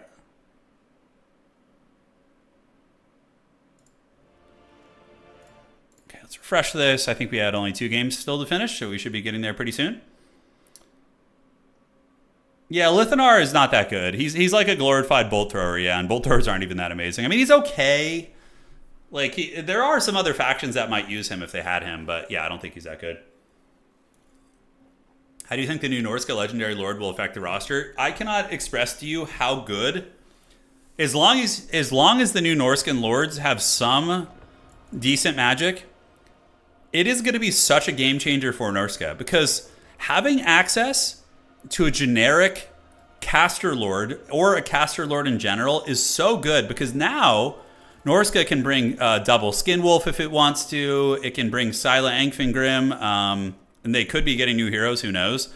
But having a cheap caster lord that brings cost-effective magic and allowing you to go wide is so good. So it's gonna be insanely strong. It's going to be insanely strong. Even if he's not particularly great, Norska getting a generic, like a caster lord, is so good for them. It's so good. All right, let's refresh this and get it going. Should be ready for round 4. Was that round 3? We've had 3 games today, right? I'm a little senile. I can't remember here. Okay. Yeah, we have. All right, so we are ready. Let's advance this and get this party started. If only there was an easier unit like centimeters. Yeah. Yeah, my wife and I always joke about the American system of like weight and metrics and things like that. It's always fun. Yeah. Okay. So we are ready for round 4. Let's get it. Let's have some fun. Thank you guys all for joining here today. Round 4 is upon us. Let's get the players all fired up. This is the last round of regulation. After this, we're going to be seeing who advances to the top 4 for the semifinals and the grand finals as well. All right, so what game are we going to be casting? All right. I would like to do a faction we haven't done. We could do this. How's old Pizu doing? Is he up here? So we have our undefeated players. We could do an apostate prostate. It's a great name. Lobby code, please. Oh God, not the dreaded hiccups. We will battle tooth and nail. Let's get it. What's the Empire Dwarf matchup like these days? It's Dwarf favored, but not as bad as it used to be. The Hawkland long rifles and a couple other things the Empires have gotten have made it much better. All right. So he sent me a password. Maybe his lobby's over here somewhere. Let's see. Apostate, does he have his name on there? Opal, Pizu, Outer. Okay. Or lobby name. All right, so he's going to let me know which lobby they're lurking in, and we'll go find it. Let's see. Let's get it going, man. Oh, Empire's a pretty good faction, honestly. Empire can win against almost anyone nowadays. Yeah, they're solid. Okay, so we got the password. Let's do this. Let's copy pasta that. Multiplayer lobby here. Okay, it says invalid game code. Okay, so this player's sending me the wrong stuff, so I'm just gonna jump around here and just try and guess what lobby they're in. Tommy Mommy, oh god. Is this gonna be it? Yeah, alright. So we got Khorne versus High Elves. Alright, this will be a fun one. Let's do this. We got the Blood God. Guys, I really need to go to bed after this match. Don't do it. Don't do it. I remember the old days of 3 Hellstorms and a prayer. I know. I vividly remember being like having a 9,000 value lead over Dwarves and still losing with Empire. Surely he's playing Valkia with that lobby name. Yeah. Probably so. It's in a mid. For me, it's only 2:30 in the afternoon. Yeah, so it's not late at all. I know all of our poor European homies are staying up pretty late here, so appreciate you guys. What do you think there could be to add or buff to Kadai Destroyer? It's tricky. Yeah, you would need to give it like an impactful ability. I think it'd be cool if you gave the Kadai Destroyer, it doesn't have to be like a Mortis Engine effect, but maybe some sort of an effect where it has like a furnace ability where it can like either burn things near it or like melt their armor. Like it needs an impactful ability. So if you have a big monster that isn't highly mobile, like a Camarine War Sphinx, it needs to have an impactful ability to be viable, basically. Right? Like look at viable monsters. Vargulfs, Camarine War Sphinxes, they're fast. Like, look at shitty monsters. The Rogue Idol, it's because it's slow. Now, the way you make slow things good is you give them an impactful ability that when they do manage to get somewhere, they can really thump on you or change that fight. That's how you do it. That is how you do it. It needs to turn faster, yeah. Animations don't help it, that's right. Give it a ramping Mortis Offension effect, the lower HP it gets. That's a cool idea. That'd be fun. Yeah, they just need, like, slow monsters need to have really impactful abilities or be obscenely durable. That's for sure. Who do you think has the worst animations? Oh, that's a tricky one. I'd have to examine that. That's a really hard question. I can't just say that off the top of my head. Hey, Sugar Shane, thank you for resubscribing. Thanks for all you do, boss. Finally starting to play in some new player tournaments. Keep up the great work. Well, I'm glad you're having fun. That's the most important part. Yeah, like if the Destroyer had an AoE that actually did a shit ton of damage against infantry, then it would be viable. But it does. It's just right now, it just does like no damage. It just is so bad. I don't know why it sucks so bad. Yeah, like a Mutilated Vortex Beast, for example, is good because it has a Mortis effect. Yeah. All right, High Elves have switched their banner to very green, and it's going to be the Blood Gods chosen here via Apostate Prostate. Such a good name. Versus Hitman Hippo. Hitman Hippo, of course, major event winner. And Apostate, top leaderboard player most of the time.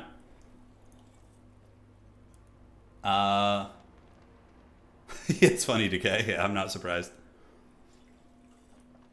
I will probably cast some new player tournaments. I'm interested in it. I definitely want to do some coaching stuff. Like teach some new players to play and... I mean, we've done a couple videos on that. I have a video on how to like move and organize your units, and then I have one on recommended factions and armies for beginners.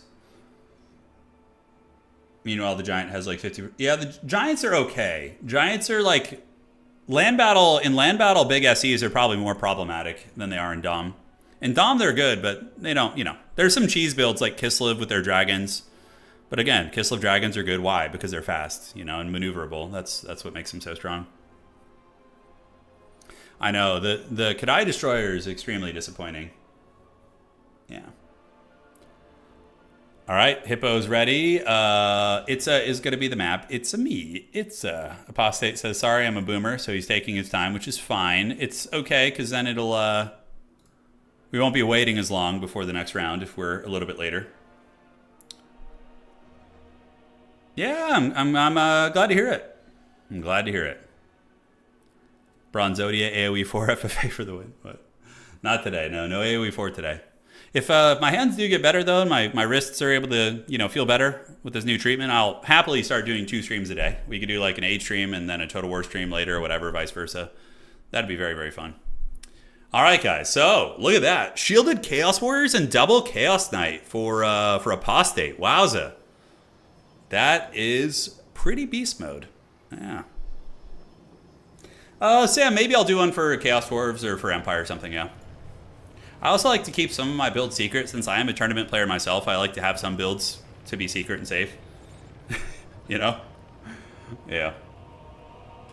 So, ladies and gentlemen, taking a look at the build here of the Dark God, the Blood God, it's going to be a very heavy metal build. We actually have 2 Chaos Knights of Khorne. I mean, they will trade okay into Elvish mobility and infantry, but I don't know about that. I feel like the Elves have good tools against them. The rest of the build is going to be Chaos Warriors, so coming in with a big army of high leadership and high armor. That's really going to be it for the Blood Gods chosen. And I think there's a couple cultists in the mix, so we do have a cultist here. Valkia the Bloody is going to be there to fight the big boys. And yeah, that's basically it. Chaos Warriors and Chaos Knights with Valkia the Bloody and a cultist.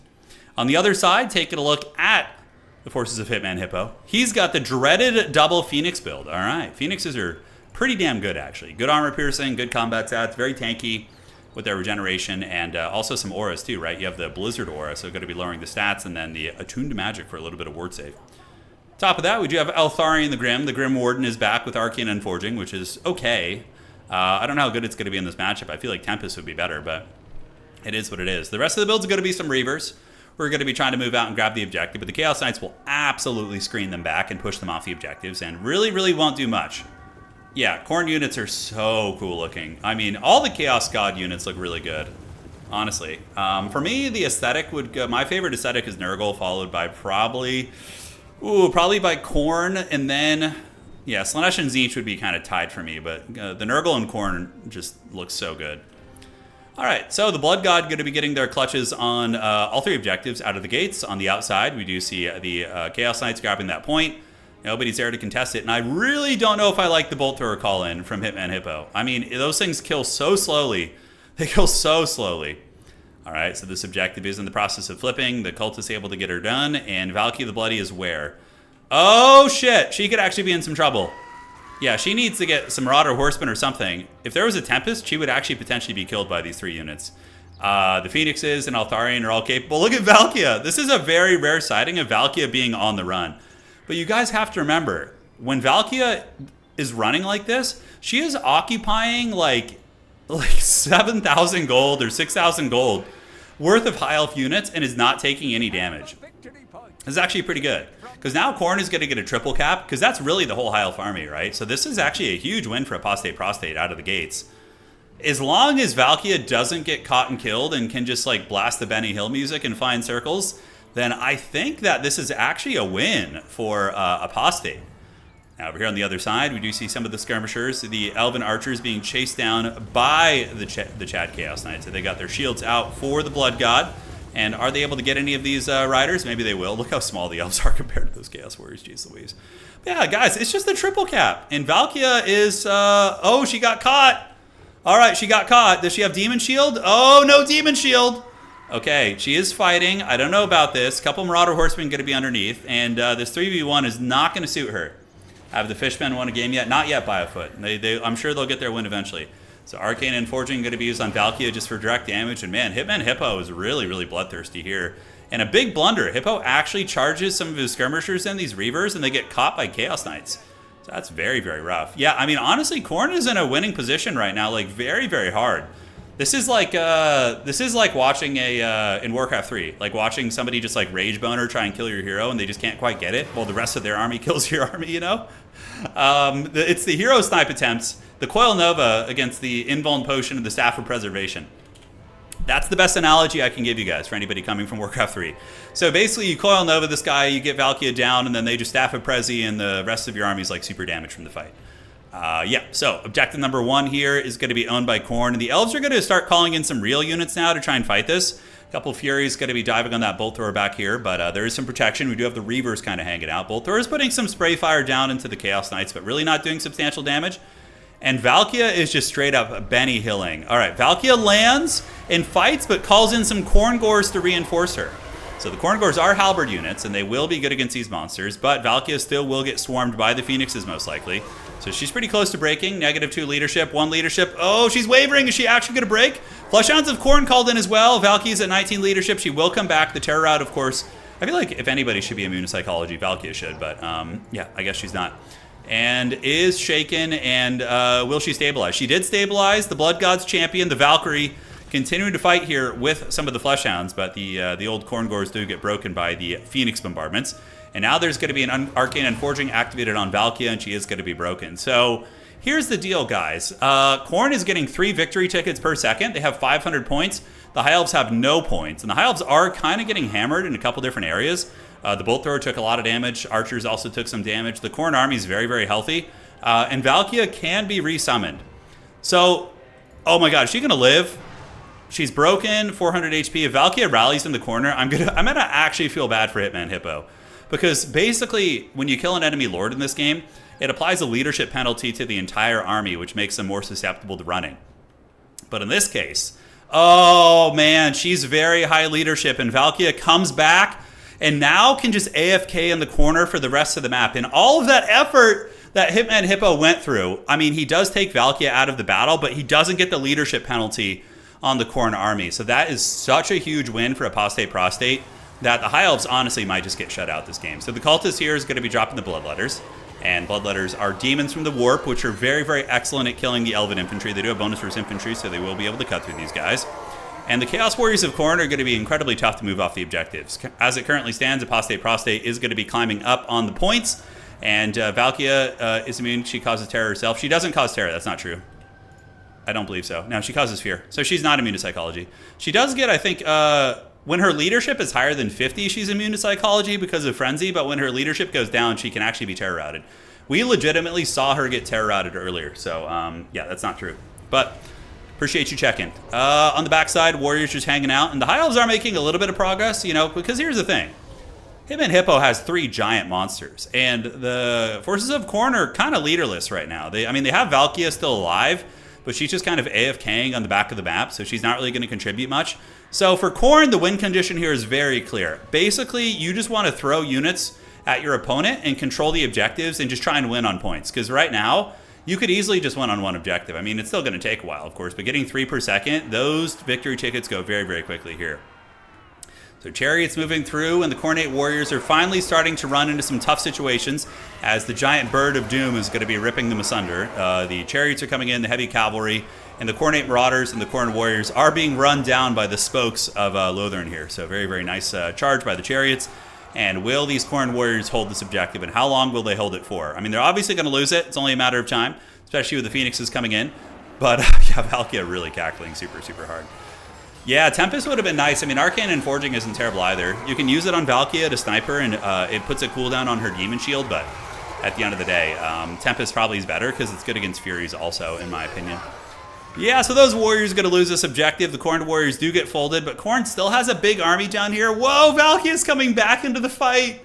Look at that. She's like, I didn't hear no bell. 400 HP. She does have Sleipnir, so you know what? I think that Apostate Prostate is bringing back Valkia to offer up a tease. He's going to use Valkia to tease the elves into chasing her. Because here's the thing. He's just trying to delay the game and delay the objectives. If he can get the elves to chase Valkia into the corner of the map again, that's going to take away a lot of their power from actually trying to get the objectives. That would be a very, very brilliant. So on this point, we have Marauders, but 2 Chaos Warriors.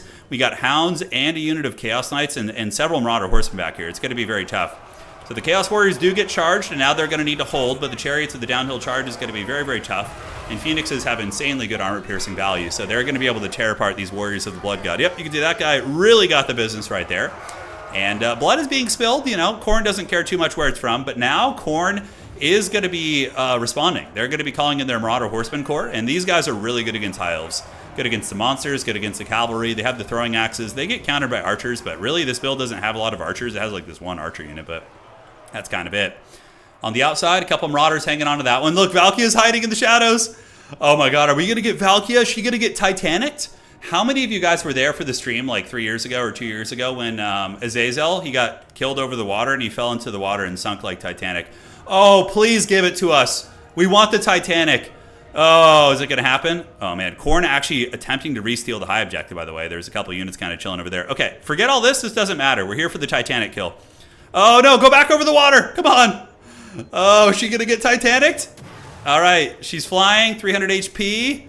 Oh, dude, it's coming. It's coming. All right. The spell is probably going to get her. Is she going to go? Oh, man.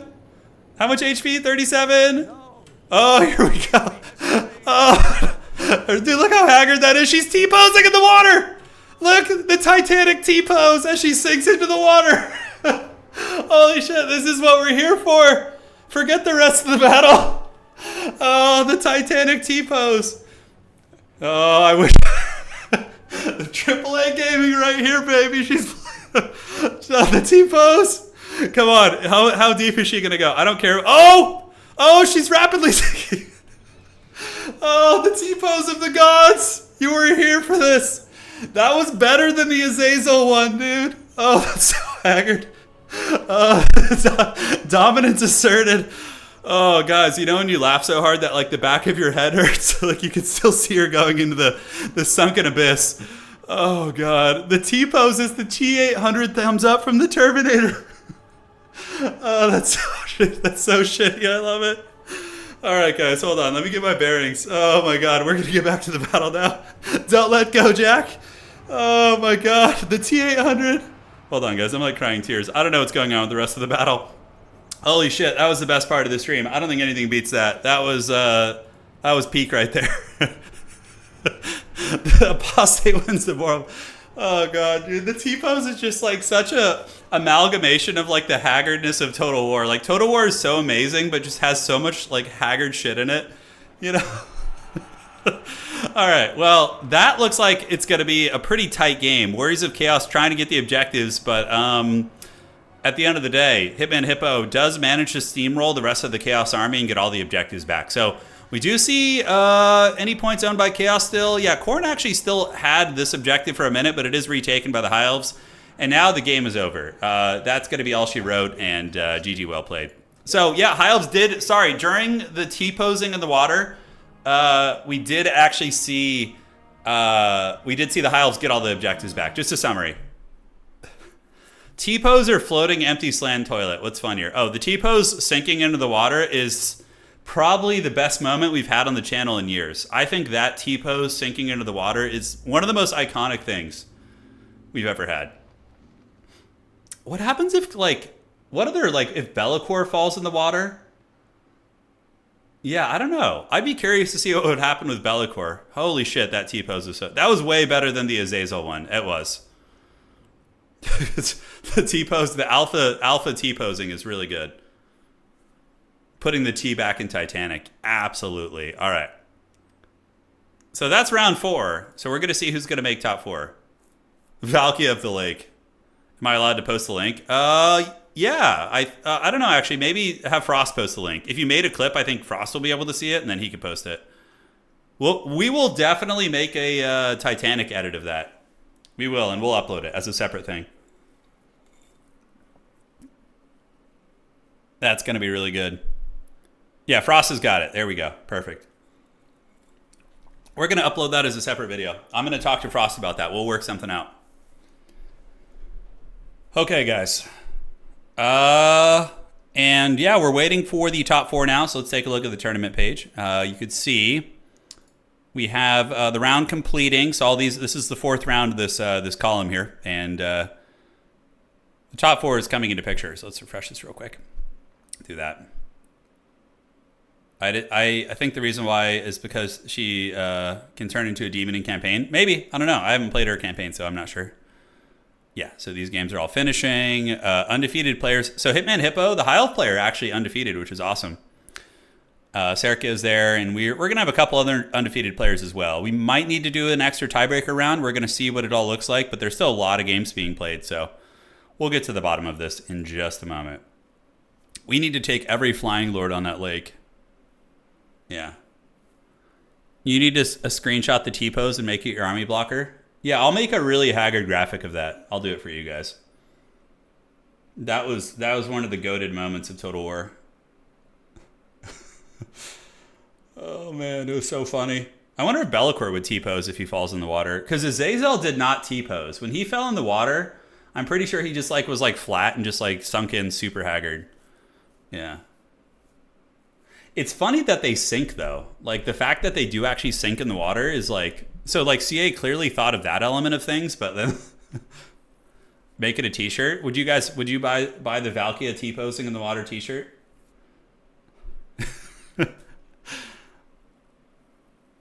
There's no rematch yet. The only way we need to do a rematch is if if there was like a weird bug or something, yeah.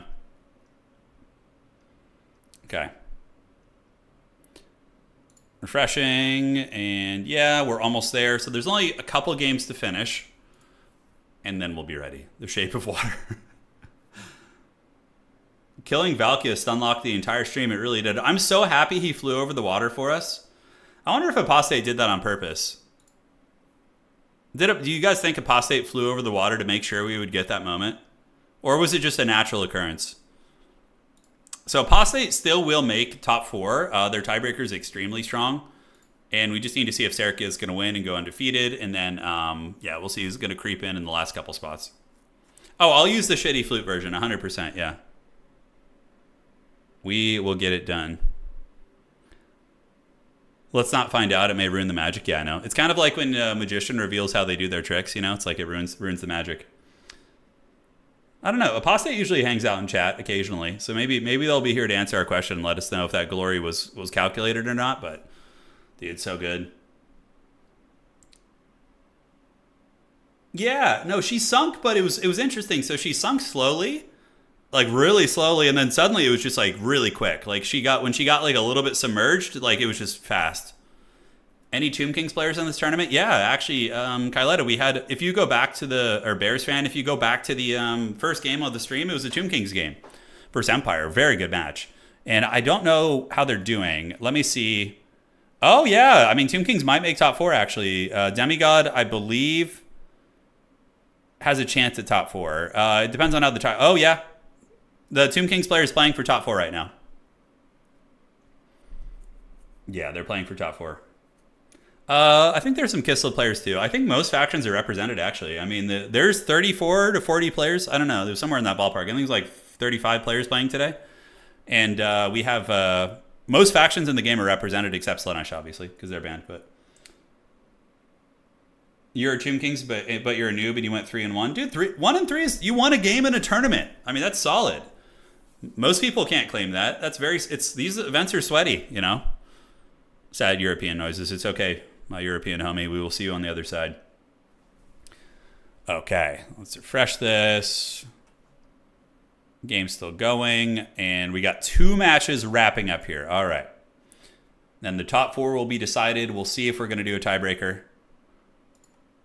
And, okay. So we have Hitman Hippo, Serkia. Is that only 3 wins for Serkia? Hold on a sec. And I wish I could have like had the Titanic song on like standby for that. That would have been so good. Serkia and Hitman Hippo, Apostate Prostate, and Demigod. So it looks like we have 2 High Elf players. No, 1 High Elf player.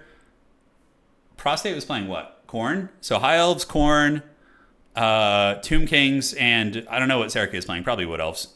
But we got to wait and see this last match. Yeah, so Charles, that's correct. Domination mode, the funds are a little bit different. So you just put default funds, and you have, I think, 9,000 something in your starting army, and then a similar amount for reinforcements as well. All right. Perfect. Yeah, Ogre Kingdoms are allowed in the tournament. I don't know if anybody's playing them. Yeah, I don't know if anybody's playing them. I did allow everybody except Slaanesh today, so it was a pretty open tournament. I'm surprised we're not seeing some Beastmen and some nastiness here. Yeah, I'm surprised. We will see if the foul Bray herd will rise. Will they come for us? Okay, let's refresh this. And I will always love you. Yep, Ignum and Sampo are playing. So let me shoot those guys a message. Make sure they're actually playing. Sometimes there's like one game holding everything up and they're just like not playing. They're like, oh, my opponent never showed up and I didn't report the score, and you wait there for like 20 minutes. Let me know when done. All right, so we message them. Cool, and let's get back and wait for the top 4. Shouldn't be too much longer. Probably less than 5 minutes, and then we'll be on our semifinal match. Serkia is Nerexa, yeah. Same person. Same person. Got all these people in the community changing their freaking names all the time. You know? Making things all tricksy and shit.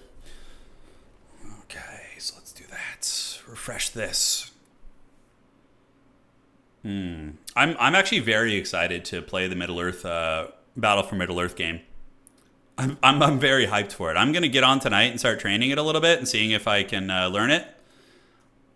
I'm hyped. You mentioned an easy to play Wood Elf build. Yeah, so Wood Elves, like if you just do like an aggressive Wood Elf build, so just like Dryads with Eternal Guard and like some sort of a dragon character, it's a really strong template, to be fair. All right, so we're ready for top 4. Is it decided? Yeah, top 4 is very clear. We don't need to do any tiebreakers. We have Serkia, Hitman Hippo, Apostate Prostate, and Extreme Demigod. I love the name. Extreme. Charks did not make top 4, just barely. He missed it by 1 tiebreaker point. So that is going to be the end of the road for him. And let us go ahead and advance to top 4. All right. Yeah, Charks did lose 1 game. I don't know who beat him, but somebody did. And let's go ahead and finalize this tournament now. Perfect. All right. So top 4 time. Who is it going to be? Let's see what matchups we have. I'll cast probably the Tomb Kings game. Yeah, okay, Apostate Prostate versus Tomb Kings. Khorne versus Tomb Kings is going to be very fun. All right. Outstanding. And let's do this. Okay. Top 4. Thank you for playing. So it's going to be Apostate versus Extreme Demigod. And then we're going to have Hitman Hippo versus Serkia. We'll let the elves figure it out, and we're going to cast the Tomb Kings game. All right, Apostate. So Apostate did just lose their game, but they were undefeated before then. So they had enough tiebreaker points going 3-1, playing hard opponents, that they made top 4 still. Okay, yo-yo. We'll cast your semis game. All right, let's get it.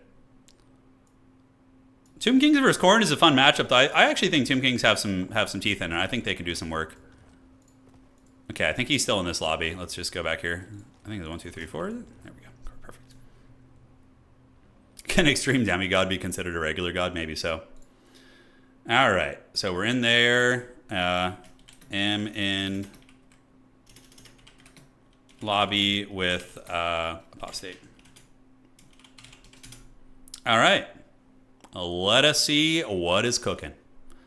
So the map... Oh, I think we get the Bray ambush map. Yeah, I did do the ambush map, the Bray Valley. I'm curious to see... I want to test this map more in competitive, so we're trying it here to see if the hill really makes a big difference, but... Yeah, his Tomb Kings play in Game 1 was very, very good, and he's certainly going to appreciate having the high ground here. That is indeed the case. All right, so I'm in the lobby with Apostate. And we need to get them to switch the map. Map also. Cheers. All right, so they're going to get that going, and all good. My worst nightmare is playing Cetra, and Scarbrand thinks you're cute for the first few turns. Yeah. Yeah, Khorne in campaign seems pretty cracked. I was watching some footage of like Khorne campaigns with like Skulltaker, and it seems pretty busted.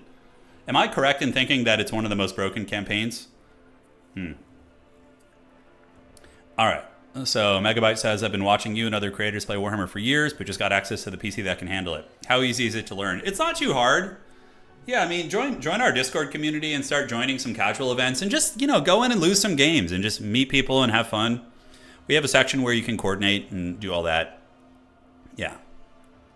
Skulltaker's very easy campaign. Yeah. Hey, the Real Modex, thank you for subscribing with Twitch Prime. I greatly appreciate it. Thank you so much. If you guys are enjoying what you're seeing, consider following Corsair. Our ball is even more busted. Yeah, Khorne campaign seemed pretty strong. All right, so let's do this.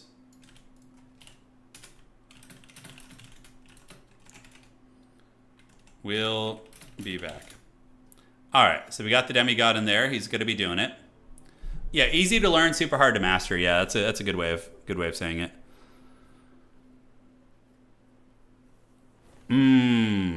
I think Apostate might be AFK. Hopefully he comes back. I mean, he literally just played. Maybe something popped up IRL. It does happen. It's all good. So we got Tomb Kings versus Khorne. The map is going to be the Brave Valley. And yeah, he hasn't responded yet. So maybe he's punishing the toilet over there. Who knows? He's showing that thing who's boss. Unleashing his Khornate Fury. Khorne, they often boil down to point and direction and just kill everything. Yeah. Absolutely. Yeah, so the Battle for Middle-earth mod we're going to be playing, I think it's called War of the Ring or something. I can't remember, but yeah, it's something that's been in development for a long time, and it's like rebalanced the game, and yeah. I'm excited to... Can you get Smeagol in it? Can you play Smeagol or Gollum as a hero? That'd be so fun. Oh my god, just having Gollum running around the map. Yeah, Battle for Middle-earth 2. It's a modded version of the original game, which of course doesn't have servers. If you want to play old school Battle for Middle-earth 2, you need to use the... you need to use frickin' like some sort of VPN service. We'll see. He weeps for Valkia sinking into the water. He did. Hopefully he's here? It says he's online. It's weird. Okay, I got a message here.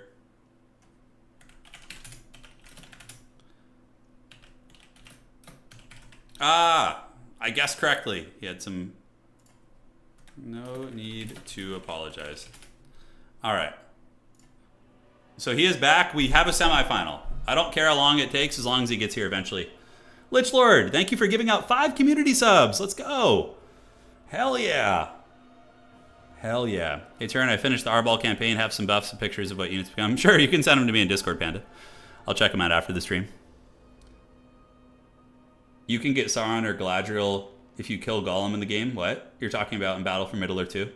Got it. Mighty Monarch. Dude, you guys are way too generous. Thank you so much. Thank you. To all our new channel members on YouTube and Twitch homies, subscribers, thank you. I'm curious if the Dow 1 remaster is any good. Who knows? I'll definitely do it when it does come out. We're gonna get some big games. We're gonna get some big games going. It's gonna be very, very fun. Yeah, that was an excellent time. By the way, is Warhammer still on sale? Because I know it was for the Skulls event. Is it still on sale right now? Yeah, I wasn't sure. The hype train, yes, that's right, Guts. So Khorne versus Tomb Kings on the Brave Valley, the ambush map. This map is super good looking. Space Pope did an excellent job. This is aesthetically, this is one of the coolest maps we have. Now, we don't know about the balance of the hills and the terrain and elevation, but I think it's very fun. Gollum is a neutral NPC who drops the 1 ring if killed. Okay, got it. Got it. Yeah, I was watching my homie Orange Pest play the Battle for Middle-earth, and one of the factions you could play was Dol Guldur. It was super cool. He had a lot of fun, and you can summon one of the hero options is Sauron the Necromancer. So him in his Necromancer form, it's badass. Yeah, the hills are steep. Can we expect any Age of Mythology streams at some point, Ron? Yes, not like in the next few days, but I do have it in my backlog of things I like to do. Gollum is a loot goblin. Yeah, he is. Melody, thank you. Thank you. Get some indie pride to play Dow 1 and Lord. Oh, of course, when the remaster comes out, we will jump on that.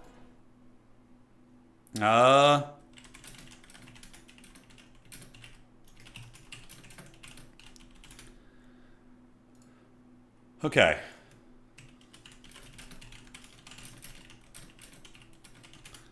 All right, so just responding here.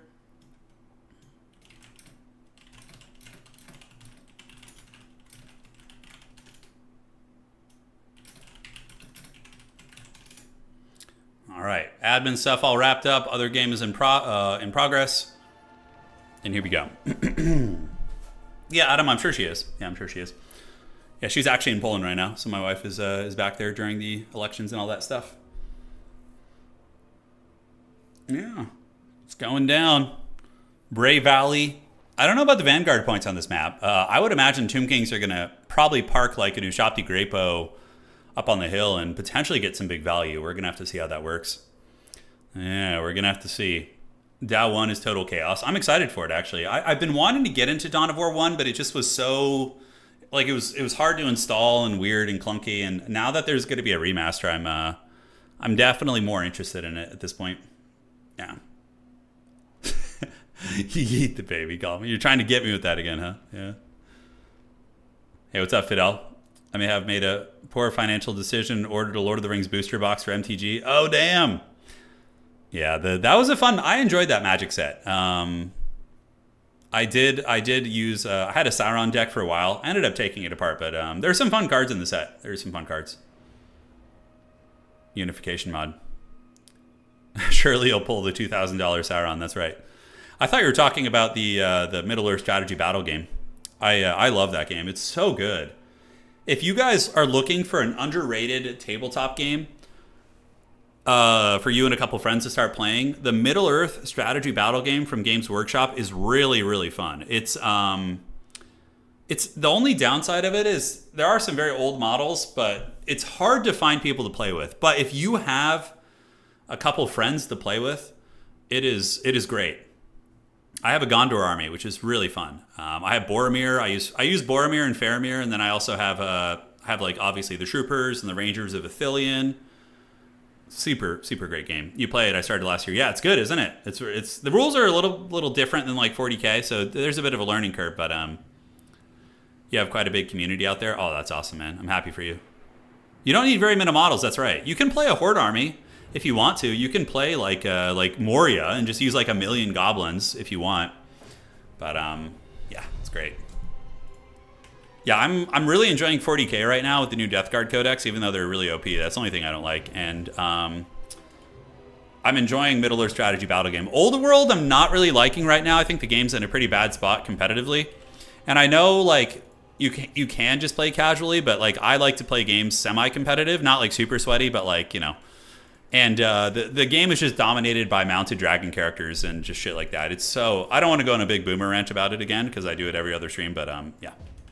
Old World is kind of disappointing right now. Games Workshop, it has so much potential. They really just need to balance the monsters. I don't know why they haven't done it. Like, is there not a balance patch for freaking Old World? Oh my god, it's taking so long. I'm sure Horus Heresy has the same problem. All right, ladies and gentlemen, let's take a look here at this semifinal match. It is going to be the Blood Gods champion, Apostate Prostate, versus the Dusty Desert champion, the Extreme Demigod. He is not just a demigod. This man is extreme. So he has Arc in the Black. Okay. Now for the Khorne army here, it is going to be Chaos Warriors, Marauders, and we do have the Giga Chad Bloodbrute Behemoth. Now this thing is designed to kill the Kemrian War Sphinxes, and it's certainly capable of doing that. Yeah. Here we do also have Valky the Bloody, another good assassin here, and the Tomb King's army is going to be a Bow Shopti, a Screaming Skull Catapult, Chosen of the Gods, a Sphinx, and Arc in the Black. Oh yeah, dude, let's freaking go. Let's freaking get it. All right, so the Bloodbrute Behemoth going to be surging down from the hills. This map is very, very cool. There's one capture point here, one in the middle, and one on the far side as well. Look at the catapults raining fire from the high ground, though. That is such cool flavor. And the Khorne army, of course, there's a lot of trees and line of sight cover on this map, so it's not like you're completely vulnerable to that firepower. And in the tree line, we do see the Bloodbrute Behemoth being shot by the Ushapti Grapos and Spirit Leashed by Arc in the Black. Outside objective taken by the Blood God, and it does look like the Marauder Horsemen of Apostate Prostate are going to be heading over here, looking to maybe put some pressure on. Outside objective going to be taken by Khorne as well. So the firepower is going to be getting in, and I mean, to be completely honest, the catapults would do the exact same thing on a flat map too. Because catapults don't have line of sight issues, so they don't really need a hill as much as like direct shooting, like a Hellblaster volley gun would or something. Now, you want to run here. These Marauder Horsemen do not want to be fighting Skeleton Horsemen, probably, although he is going to take the charge. And maybe with Valkia supporting, maybe, but there are going to be more Skeleton Horsemen coming in. Valkia is flying overhead. This objective, of course, does get taken by the Blood God champion. And now the fight is going to be raging on down below. The Bloodbrute Behemoth, the big Giga Chad, going to be going in Are we going to get our kaiju fight? Catapult shooting in, routing off some of the Marauders here, as the Sphinx is like, I don't want any of that smoke, and it's going to be running away. Currently, value does favor the Tomb Kings, no surprises here. This is a bit of a strange idea, sacrificing the Marauder Horsemen, but, I mean, they do okay here. But now we get some Furies coming in, which is going to be incredibly nice, and the Furies might be able to kill one of the catapults here. So this is a big catch, and there are going to be some Nehekar Warriors coming in, but they probably will be able to kill that catapult before the Warriors can fully get them off. We'll have to see. Horsemen losing both fights. You know, charging uphill into that position is very risky. I think Furies were the correct decision. As far as the fighting on the objective goes, the Blood Gods champions are defeating the lowly skeletons, which is no surprise. And on the other side, we see the Blood Brute Behemoth chasing down the Khemerian War Sphinx. But getting caught up on a bunch of spears is absolutely not what this thing wants to be doing. But the Blood Brute Behemoth does have healing. It heals in combat as it fights things, so if it's just in combat, it heals. So, yeah, we'll see how it goes. But it is keeping that Sphinx honest. Now, Khorne does have 2 objectives on the high ground. One catapult barely hanging on here, so this catapult is running for its life, while another unit of Furies is going to be coming in. So the forces of Khorne do manage to get down a catapult, which is good value. They are more expensive than Furies. So from here, I mean, if the Khorne player can just micro and finish off that other catapult, that's going to be a huge win for the Blood God. On this objective, it is going to be some Fleshhounds coming in to make sure that the mobility, the Skeleton Horsemen aren't able to ninja that. And over on the middle, the Khornate Infantry, now that they're not being bombarded by artillery, are starting to climb back on value. And remember this little gold damage value tracker up here, guys? It doesn't track crumbling and disintegration and other things like that. Also, Ark the Black is getting hunted and harried. The Blood Gods champion, Valky the Bloody, is going to be landing on the ground and looking to get Ark in here, as he's a little bit trapped up on trees, and she is able to get a nice attack, forcing Ark the Black to retreat and screening him out for now. On this site, Blood Brute Behemoth, where'd it go? Blood Brute Behemoth is where? I think it made its way back to the middle, and the Behemoth has been able to catch the big old Sphinx, and the Khemerian War Sphinx is pretty healthy still, and the Spirit Leeches and the perpetual shooting from the Ushabti Grapos here have been able to put some damage down, I believe, on the big man, but really just Spirit Leeches. Ark the Black going to be coming in as well, and the Sphinx and Arkin with the Spirit Leeches and the Skeleton Spear support. A lot of chipping damage. I mean, pretty much every variable is going against the Blood Brute Behemoth right now. It's being like 3v, 4v1, basically. It is going to be running, and it is going to be breaking. So definitely a big loss for the Blood God. Meanwhile, up in the high ground, Valky the Bloody is shutting down the Ushabti Grapos. So there's 2 Ushabti Grapos taking pot shots from the hills. Valky is very excellent against these things, though. She's going to be able to pick off the models and shut down their shooting. So that is a very, very nice find here. So Khorne is obviously doing very well on the objectives, but they are losing on value. Losing the Blood Brute Behemoth like that is very, very rough. Also, not fully finishing off the other catapult here is a big problem, because it's going to continue generating value and getting leadership and all that good stuff. So Khorne Gore down to the objective here, going to be fighting Skeleton Spears. Nehekar Warriors will actually uptrade into them very well. Blood Brute Behemoth probably going to be coming back, actually, but we'll see if it's going to be soon enough. And it's only a matter of time, I think, before Khorne starts to lose a lot of ground on the objectives, and the dreaded Extreme Demigod will be able to potentially close this game out. Fleshhounds fighting Nehekar Warriors here. Not a bad fight for the Fleshhounds. The Warriors are rely on their bonus versus infantry. So when they're fighting things that have the monstrous size tooltip, if you look like right over here, you can see the monstrous size compared to the infantry size when I mouse over the skeletons there. This one's a little bit smaller, so yeah, Fleshhounds will actually trade fine. You're going to need more here, though. Is Khorne calling in anything else to support this point? They're not. So this probably will eventually go when the Skeleton Spearmen get there. Khorne does have the middle objective, so they are hanging on. And the Blood Brute Behemoth is back, baby, and it means business. So we're going to see if it can get a little bit of healing going. What I would probably do with the Blood Brute is maybe trying to send it to a side objective, but it is going to get afflicted by a Spirit Leech, but not before it hits the Khemerian War Sphinx twice and gets some big damage. Value on this thing, only 800. So basically paying 800 gold for you, like, this thing costs a lot. I think it's like close to 2,000 gold, if not more. Yeah, it's like over 2,000 if memory serves. That's very, very tough. A couple infantry able to sneak through the battle lines and get onto the Bow Shopti and melee. So Chaos Warriors of Khorne will trade pretty well into these guys. Bow Shopti do not have a bonus versus infantry, and they have very low melee attack. So the Khornate Warriors might, yeah, 2550, just obscenely expensive. So yeah, this is good. Tying these guys down. Sphinx is going to come back and salvage the situation, get a big break. Khorne still has the objectives.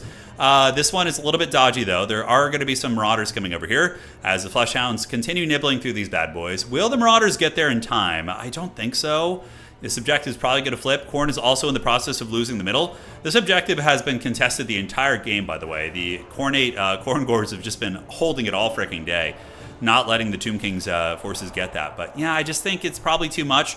With the Sphinx still being alive, the catapult being left to its own devices, and Arkin still being alive, Like, the story of this game for Khorne is they got a lot of things very low and very beat up, but they didn't quite finish it. So there's a lot of like elements of the Tomb King's army that are damaged, but still very, very much alive. So yeah, tricky stuff. Khorngors are chewing away, and over here on objective number 2, it does look like that did go. This is a really smart play. Leaving the Bloodbrute Behemoth over here and letting it heal in combat is brilliant, but you're going to want to pull it back and stack it on top of the Marauders, because if it gets enveloped by the spear units, it's going to die. It only has 600-700 HP, so maybe that thing could come back and fight later. Khorne obviously does have the objective advantage, but Khorne's looking real raggedy. Although, I mean, if you snipe Ark of the Black and maybe get that Bloodbrute Behemoth back online, maybe you're cooking.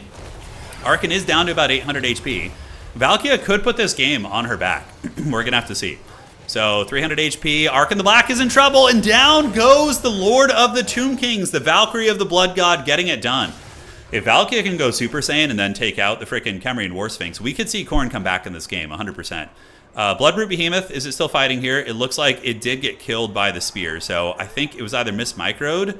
Yeah, unfortunately, that thing could have maybe survived if it had been microed a little bit more carefully there, but it is going to be paying the troll toll.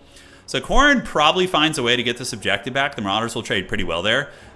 Tomb Kings are sending Ushabti over, which is excellent. So the Khornate counters from Ushabti, or for Ushabti, are Minotaurs with Grey Opens, Marauder Horsemen throwing axes are probably your best bets. The Gorgon would have been pretty good as well, but yeah, now that's going to be flipping. Valkia trying her best. You know, the Tomb Kings are going to be low leadership, but she's actually being overwhelmed.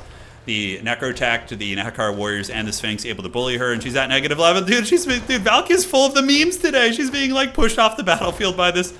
Look at this. Look at the Sphinx. Oh, that's so freaking haggard. Oh, look at this CA jank. I love it. Look. Look at how haggard this is. Oh my god, not again. What's with Valkia today? All right, she finally does get stopped after being literally escorted to the edge and killed by the Sphinx.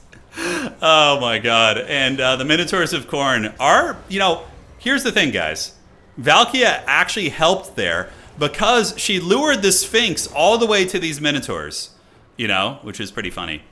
Down here on the objective, the Marauders are taken out, and the Sphinx is taking a lot of damage as well, but yeah, at the end of the day, critical binding here. It's going to be 58 speed, so it should be faster than the Minos, who have 56. This game's over. Extreme Demigod has won this. Well played by Apostate, though. A very, very fun match, but the Blood Gods Chosen will be defeated here today. Like a granny being escorted across the road. All right, so Grand Finals is going to be our Tomb Kings champion, the Extreme Demigod versus Apostate Prostate. Okay. Shit, I forgot to check value. Sorry, I was so excited for the finals. So finals of today's tournament, and let's host that. We're going to get the Demigod in here and see who won on the other side. All right. So that is going to be finals, and who's going to be here. So this would be the first tournament win for the old Demigod here, which would be pretty cool to see. Unless he's some dreaded Smurf we don't know about. You never know. It does happen from time to time. And all right. It was a good match, though. Very fun. We have Hitman Hippo and Serkia still battling it out, which is a great. And yeah, all right. Life is good, man. How you guys doing? You guys all doing all right? Hope you guys are doing well. Your families are doing well. It's time for the big sweaty grand finals today. Tomb Kings are a very strong faction. They're incredibly strong. They're very good. I've always said they're pretty top tier, and they're also very beginner friendly too. Like literally as Tomb Kings, you could just load in with like 2 Sphinxes and just like cackle. Oh, sounds good, Justin. I'll probably look after the stream, but thank you, man. The Valkia meme stream has made my day. These have been some wild memes. 100%. Your paint just exploded. Oh yeah, I've done that many times, dude. That's the worst, man. When you're working with like a Nuln oil and like, you know how like with Games Workshop paint, like the Citadel paints, like paint can dry in the cracks between the seal at the top, and then like it pops open sometimes because it didn't close all the way, and then just like sprays paint everywhere. Oh, dude. I've lost many Nuln oils to Haggard Citadel paint containers. It's rough. Or you just knock it over. Like the washes are just so so rough. All right, perfect. And we got the Demigod in the Grand Finals. And what is the finals map going to be? It's going to be Skjalndir's Cave. I think that's one of Hippo's maps. Let me check. No, it's Bob. It's a Bob map. Yeah, Bob that builder. Absolute hero of the community. All right. Just use real crude oil. There you go. That's the way to do it. All right, so brackets, refreshing, seeing if we have our other champion so far. All right, what's it going to be? Let me tell this player to report their win, by the way. Your win also. Okay, so we need them to report it. It's a pretty fast tournament, man. People, for how big of a tourney we had today, it's pretty quick. I mean, we've only been going, what, 2.5 hours, give or take? Yeah, it's been good. Yeah, Tomb Kings might be able to close it out. Of course, they're going to be facing some dreaded elves. And we'll see who it will be. I believe it's a High Elf versus Wood Elf match between those other two with Hitman Hippo and Serkia. Very sweaty, I'm sure. High Elves have some okay tools against Tomb Kings. Granted, I would feel Tomb Kings are favored at the end of the day. I could be wrong. You need a Warhammer bib. Hey, T-Rex, man, thank you so much for that donation, boss. That's super generous of you. Okay. Yeah, I saw your message, Panda. I'll take a look after the stream, most likely. Oh, yeah, those stats can get pretty out of control. That's fun. What about the classic of shaking your paint and then forgetting you opened it? I'm actually painting a Great Unclean one. Yeah, I'm painting a Great Unclean one right now because the Death Guard got a... let me pull this up. Goonhammer. So the new Death Guard Codex is amazing. It's so good. It's like everything you want. You get a Terminator detachment. You get a Poxwalker detachment. You get a frickin' a demon hybrid one. It's so fun. So this website is Goonhammer. They do great write-ups for like 40k and different things like that. But one of the detachments is called the Taliban Summoners, which is really, really cool. So basically, it's a mixed army detachment where you can bring half of your army as demons, and your Death Guard units give demon units the ability to have Death Guard debuffs and things like that. So, yeah. So it's really neat. You can like mix in like Nurgle demons with your Death Guard, which is super fun. You're painting some Blight Lords. Blight Lords are sick. Yeah, they're really fun. It's probably one of the weaker detachments, to be completely honest, but it allows you Tallyman. It allows you to bring Nurgle demons with Death Guard, which flavor-wise is so good. It's so freaking good. Yeah. It's really, really cool. Yeah. So you can check out all the Death Guard stuff on their website too. They did like a full write-up of all the detachments and things like that. Those look sick, pun intended, yeah. I'll show you guys the Great Unclean when I finish it. I'm going to start, it's primed and ready to go, so I'm going to start painting it tonight. Yeah, the Great Unclean one we have is really disgusting. Yeah. It's just foul indeed. Okay, refreshing on the other side. They must be having a pure sweat. All right, okay, we got Serkia in the grand finals. All right, all right. What are they playing? Is it Bretonia? It's Wood Elves. Okay. Serkia or Nerexa is a Dark Lord of the Wood Elves. One of the best Wood Elf players in the history of Warhammer 3. Definitely up there with like Charix and himself, obviously. Hammer of Morty is her detachment. That one's really good. I love the Poxwalker detachment because you can put all of your opponents in naughty jail. So the Death Guard Poxwalker detachment lets you bring... Yeah, the stream just got choppy, Adam. I just noticed my bitrate dropped for some reason. I don't know why. So my apologies. Hopefully we'll stabilize for the finals. Yeah, it's on my end, so it's my fault here. All right. Who's more foul, Great Unclean one or Professor Pone? Probably Professor Pone. Pone likes... He's come on, stabilize bitrate. So we're gonna be moving in the fall, actually, before October. So in the next 4 months, my wife and I are moving out of. Really excited to move somewhere that has like better internet. I mean, our internet's okay here, but I would love to move to a city that has fiber. Oh my god. I don't know who beat Charix. If you go to TotalTavern.com, you can go look on the tournament and see. No, it's calm now. There was just a brief hiccup. The internet should be stable now.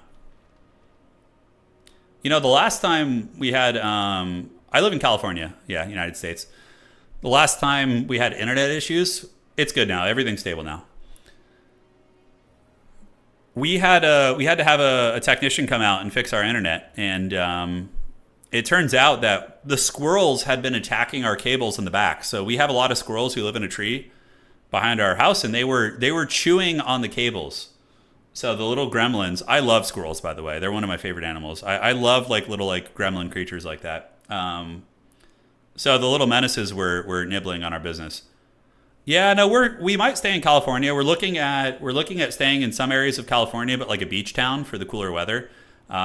We were looking at Oregon, Washington State. We're looking at Colorado. We were looking at Idaho. We're looking at Massachusetts. Connecticut. There's like a handful of places we were looking at. So we are gonna strike in the next couple months. Yeah. Should be fun. The squirrels must be.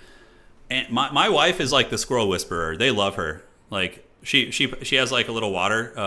In our backyard we have this like water saucer. So it gets really hot out here, so she puts like she fills it with water during the hot weather, and the squirrels and various creatures of the wild will come and drink water there. So, yeah. Seattle is in Washington State.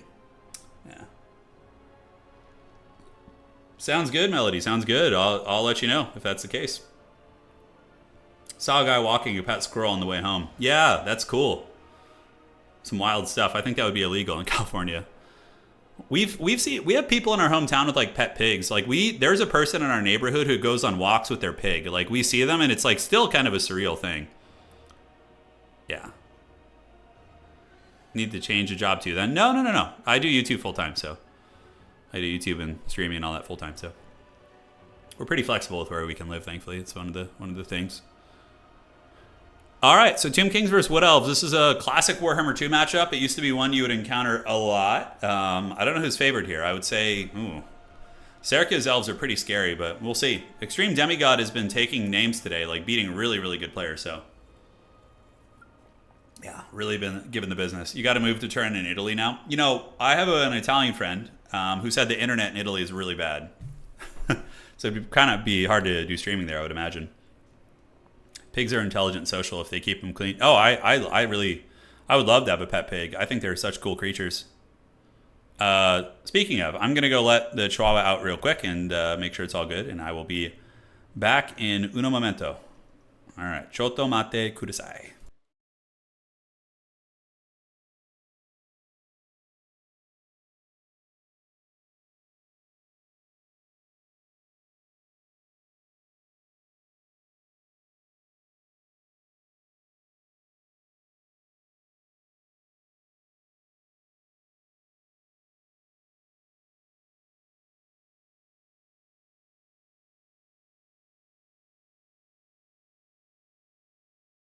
All right, guys, the Chihuahua's chilling. It's all good.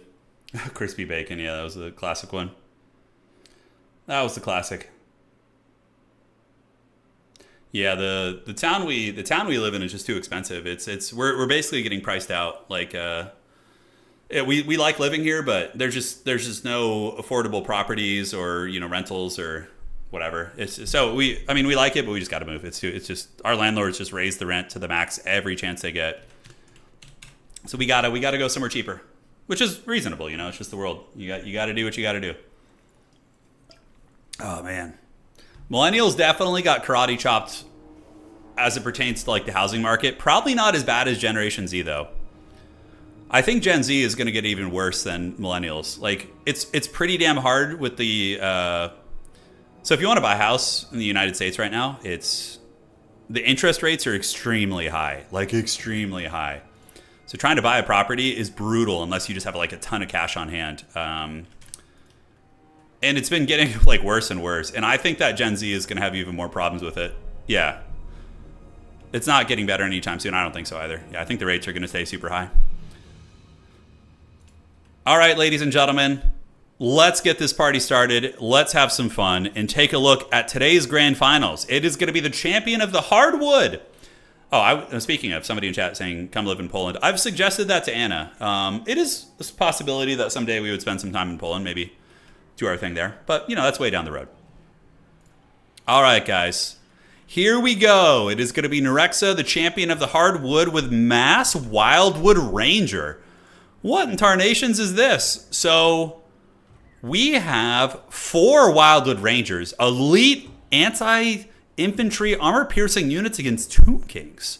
backed up by Glade Guard in the woods and a Spellsinger of Life, and then a Glade Lord with Prey of Anothrema and Arrow of Kurnus. Wowza, what the hell is that? All right, this is a weird Wood Elf build. 4 Wildwood Rangers? I mean, come on. Now, looking at this, we do have the Extreme Demigod going to be rocking Skeleton Spearmen into the sunset with the new Shopti Greatbow, 2 Screaming Meme Catapults. Grand Hierophant Kotep is going to be here on horseback, just spamming spells, so Nero's Incantation, Cursed Blades to buff units, and Usirians to do damage. All right, aside from that, in the woods, it's going to be a couple Tomb Guard popping out to head over to this objective. And the Wood Elves are going to get objective 2 and 3. Tomb Kings are going to get objective 1. And, yeah, I don't know. I don't know how this is going to go. First Arrow of Kurnus shot's going to be coming out. And from downtown, it does manage to hit the catapults, but does not kill any models. So the Arrow of Kurnus will continue shooting at these guys when it comes off cooldown, I would imagine. Spellsinger of Life with Earthblood to heal the Wildwood Rangers. Wildwood Rangers are going to get wrecked pretty bad by the Chosen of the Gods. These guys are going to be a big problem. So they line up and they take some pot shots, and they're going to be zeroing in on these Wildwood Rangers who are going to want to flee out of range because those giant shafts are going to hurt bad. Immediately, 2 units do die, and the Elves are going to be forced back. So you need to find a way to shut down those Ushopti Greatbows. That's going to be very, very tough. Of course, Nerexa, a Wood Elf main, very, very skilled with those bad boys, and we're going to see what they can do. I don't know about these elite infantry. I feel like that's a strange pick. Screaming Skull Catapult shooting in the Tomb. I really like the Tomb King style. It's very similar to how, I mean, he's playing them better than I did, but it's how I used to play. Like Catapults, Ushopti Greatbows. I really like that like counter-punching, long-ranged fire support Tomb King style. Now we're going to be getting some archers moving up. So the Glade Guard with the Starfire shafts and some of them with Hagbane tips. So a bit of a hybrid archer line.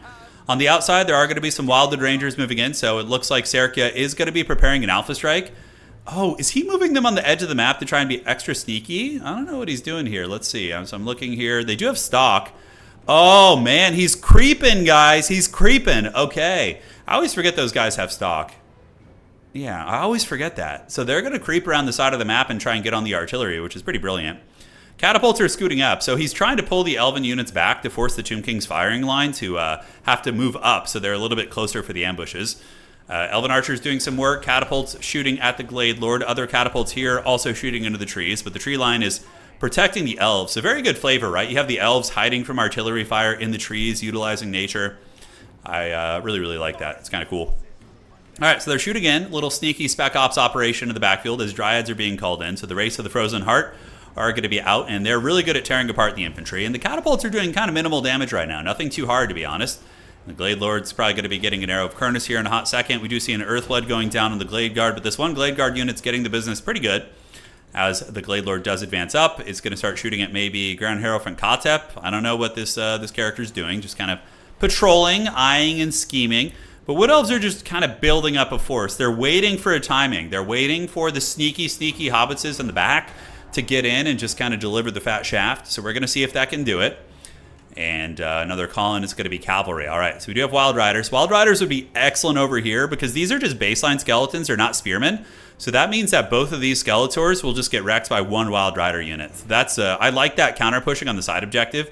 Wild Riders also dominate most of the Tomb King's cavalry with the exception of the Necropolis Knights, which we're probably not going to be seeing, right?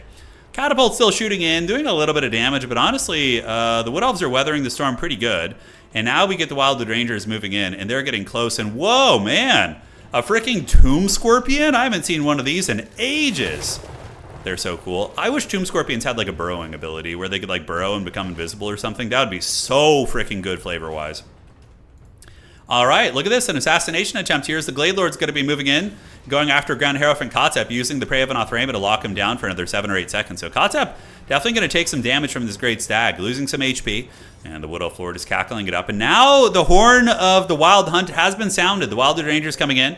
Oh, I love this. Timing the ambush in the back to the Alpha Strike in the front is really good because your opponent's focus is going to be elsewhere. So Wildwood Rangers into the Nehakar Warriors here. Wild Riders going to be swarming around the flank, and now the ambush has been discovered. So they've gotten close. They're visible. There are some Skeleton Warriors and Skeleton Horsemen here, but at the end of the day, they will be intercepted, but not before the Wildwood Rangers do some good damage. and there is going to be a melee Shopti being called in to deal with them. But even still, I like the idea of the ambush here, and the Wood Elves are going to be charging forth and getting ready to karate chop to the best of their abilities. On the backside, Wildwood Rangers are chewing through, archers and dryads swarming out. And where are the cavalry going to be going? They're attacking into the Nehekar warriors. Value trading's pretty even. Wildwood Rangers are doing their best back here, but they are afflicted by an Usirian, so that is going to be the end of that unit, probably. Rather expensive unit going in the old trash can here. So where is Nerexa going to be going with the Glade Lord? Attacking into the Ushapti here. Nice. And the Wild Riders also saturating in, so they're going to be getting a beautiful charge. Granted, the physical resistance buff is active, and there's a Tomb Scorpion there as well. Yeah, so the Tomb Scorpion is going to be helping, and honestly not doing the worst damage in the world. Back on the objectives, we do see the Hardwood fighting it out. Wildwood Rangers killing a lot of skeletons, Dryads killing skeletons as well, and the Archers all seem to be intact. So pretty good fighting, and it does seem like the Wood Elves have gotten some Wildwood Rangers from the main line into the Screaming Skull Catapult. So now the Catapult crew is going to start taking a little bit of damage here as the Earthblood is going to be healing these bad boys. Tomb Scorpion trying its best, but it is an anti-infantry monster, so it won't be super good at killing these guys. And Serkia was able to get the cavalry on top of the Ushapti and actually kill the unit. So negative 10 leadership, they're going to be crumbling, and the other Wild Riders over here doing the work of Kurnus. Wood Elves are so freaking cool, by the way. They're such a badass faction. Definitely could have gone and killed those guys, but it looks like there are going to be some more Wild Riders being called in. Wild Riders very, very solid in the meta right now. They've been doing great. But the Ushapti Grapo ROR being taken offline, the Catapults being pressured, and the Wood Elves winning the frontline fighting. Nerexa showing why they are one of the best Wood Elf players in the world. Who would have thought that, like, Wildwood Rangers against Tomb Kings? Like, you look at it on paper and you're like, why do I need armor piercing and anti-infantry here against, like, cheap skeleton spearmen? But they're actually doing pretty good, and the fact that they have stock is awesome as well. Never really thought of that. So, the Christmas Cavalry isolating a Tomb Guard unit. I thought they were a skeleton warrior, so I was wondering why they weren't being attacked, but it is a Tomb Guard, and Tomb Guard are very elite and very tanky, but they are going to be taken apart by these Wild Riders. They're fully surrounded. Wild Riders are extremely killy, and it's only a matter of time before their leadership diminishes and they start to break. We'll see how long it takes, though. There are some skeleton warriors heading over there, which could maybe help them and salvage that fight. Now, back in the middle, Ushapti Grapo's offline, but really, really nice play by the Extreme Demigod, keeping both catapults online. So during all that chaos, the catapults were being kept together, which is huge because catapults are really good against Elven infantry units. Wildwood Rangers still fighting it out. Tomb Kings are actually counter-pushing a little bit. Dryads and Dryads are fighting off the objective, which is a little bit tough. On the outside, looking fine for the Elves. Race of the Frozen Heart going to take down these Nehekar horsemen. And over here, the Wild Riders actually abandoned. So they do pull back, but they did have these guys crumbling. Probably going to be refreshing the cycle charge right now, so they will be setting up their charge again. And that's exactly what they were doing. So they pull back and they charge back in to get that charge bonus and really, really melt those guys very quickly. So beautiful micro from our mighty Wood Elf champion here. And the Tomb Kings player playing a very good game as well. I'm very impressed with Extreme Demigod. On the other side, we do see the Glade Lord charging in and attacking into Grand Hierophant Kotep. Getting a snipe on Kotep would most certainly end the game for the Tomb Kings at this point. So we do have the Christmas Cavalry doing glorious battle here, 2400 HP. Kotep's melee defense is 38, so it's not horrific, but it's not great either. And we do also have some Elven archers shooting in. Oh, Pravenoth Rama, is it off cooldown? So this Lord does have the ability to snare you. 2 charges, I think both of them have been used, but the Glade Lord is really, really getting in there and doing some work. On the other side, the Tomb Guard are pretty close to crumbling, as are the Skeleton Warriors. The middle point actually taken by the Tomb Kings, though. On the outside, it's being contested, but it does look like the Wood Elves are able to hold on to that as we get a very elite unit being called out, one of the coolest Wood Elf units. It's the Wild Hunters of Kurnus. These guys have anti-large and AP, so they're pretty brutal against most cavalry units, able to chew through most of them in the old game here. So what are they going to do now? I mean, honestly, sweeping and getting the cannons or artillery back here wouldn't be a bad idea, because there's pretty much nothing the Tomb Kings could call in outside of Necropolis Knights or Sepulchral Stalkers that could stop them. So I think diving the artillery and taking those offline would be a big, big play. On the outside, the Wood Elves were able to get that one back, so they did get her done, and the Wood Elves crumbling down the infantry. Tomb Kings going to be calling out Skeleton Spearmen, which is a good answer, because Skeleton Spearmen will basically counter these expensive cavalry units. And there are going to be 3 of them moving up, which will push them off, but they still have some time. Points are very, very close here. Dryads coming back on the middle to try and get that objective back. And the Wild Hunters of Kurnus doing a ton of work. Look at that, butchering these Ushapti, man. These decrepit old statues being shown the fury of the woods, as the Wild Hunters certainly doing Orion proud, and the entire Ushapti unit is going to be wiped out. Oh my god, and some Wildwood Rangers, the Chads, they came back from rally, and they're going to wipe out a full catapult. That is why rallying units is such an important skill set in this game. Like, noticing when you have a unit that's come back Like if they routed this way, which they probably did, they probably routed that way. They then went invisible again, and you were able to bring them back and take down the catapults. And the other catapult is going to be taken down by the Glade Lord as well. It does look like the Wood Elves are starting to take over this game. Granted, there's the Tomb Scorpion here, and it is doing a bit of damage against the Spellsinger. There's not really much to protect it. But there is going to be some Eternal Guard coming in. The Eternal Guard will be able to kill a Tomb Scorpion, most likely. A lot of Spears, extremely high leadership. Very, very beast mode unit. Tomb King's holding on to Objective 2. Objective 3 is not being held by any one of the... I mean, it is being held by the Wood Elves, but not being guarded. And there are going to be 2 mobile units coming out, Skeleton Horsemen. I would expect maybe Nerexa to call it like a Glade Rider or something fast to contest that. Or Nerexa can just kind of put their marbles on winning the middle in those 2 objectives, right? Tomb Kings are very, very good at the objective play, but they're losing most of their expensive assets, right? Like, what do the Tomb Kings have left that is actually like a stopping power unit? We do see the Wild Riders get the job done here. Wild Riders here are going to be able to maneuver across and probably shut this down. Glade Riders coming out of the woods just like we anticipated. And I think that is going to be game over. Because at this point, like, the Tomb Kings are just so dead in the water on their army. They have like 3 Haggard Spearman units. The Tomb Scorpion's probably going to die to spears or be killed by the Glade Lord. Glade Lord on the Great Stag is a really good AP fighter. And yeah, not going to be a whole lot left. Glade Riders with Hagbane tips, attacking Skeleton Horsemen, obviously a losing fight. But they're basically just buying time. They're just holding. Trying to wait for the heavy shot cab to get in. Not heavy, light shot cavalry. I mean, they just have light armor, but they are kind of heavy. I don't know, bit of a conundrum there. But they do get a nice charge into these skeletons here, so there they go, and that's going to be a beaut. And these skeleton warriors are going to get folded up like a piece of paper. Wild Riders pretty good against light cav, and that is going to be all those units getting chased off. We do see the Tomb Kings player holding on to the points and does have a decent points. No, they're actually behind in points. Okay, I was reading it in reverse.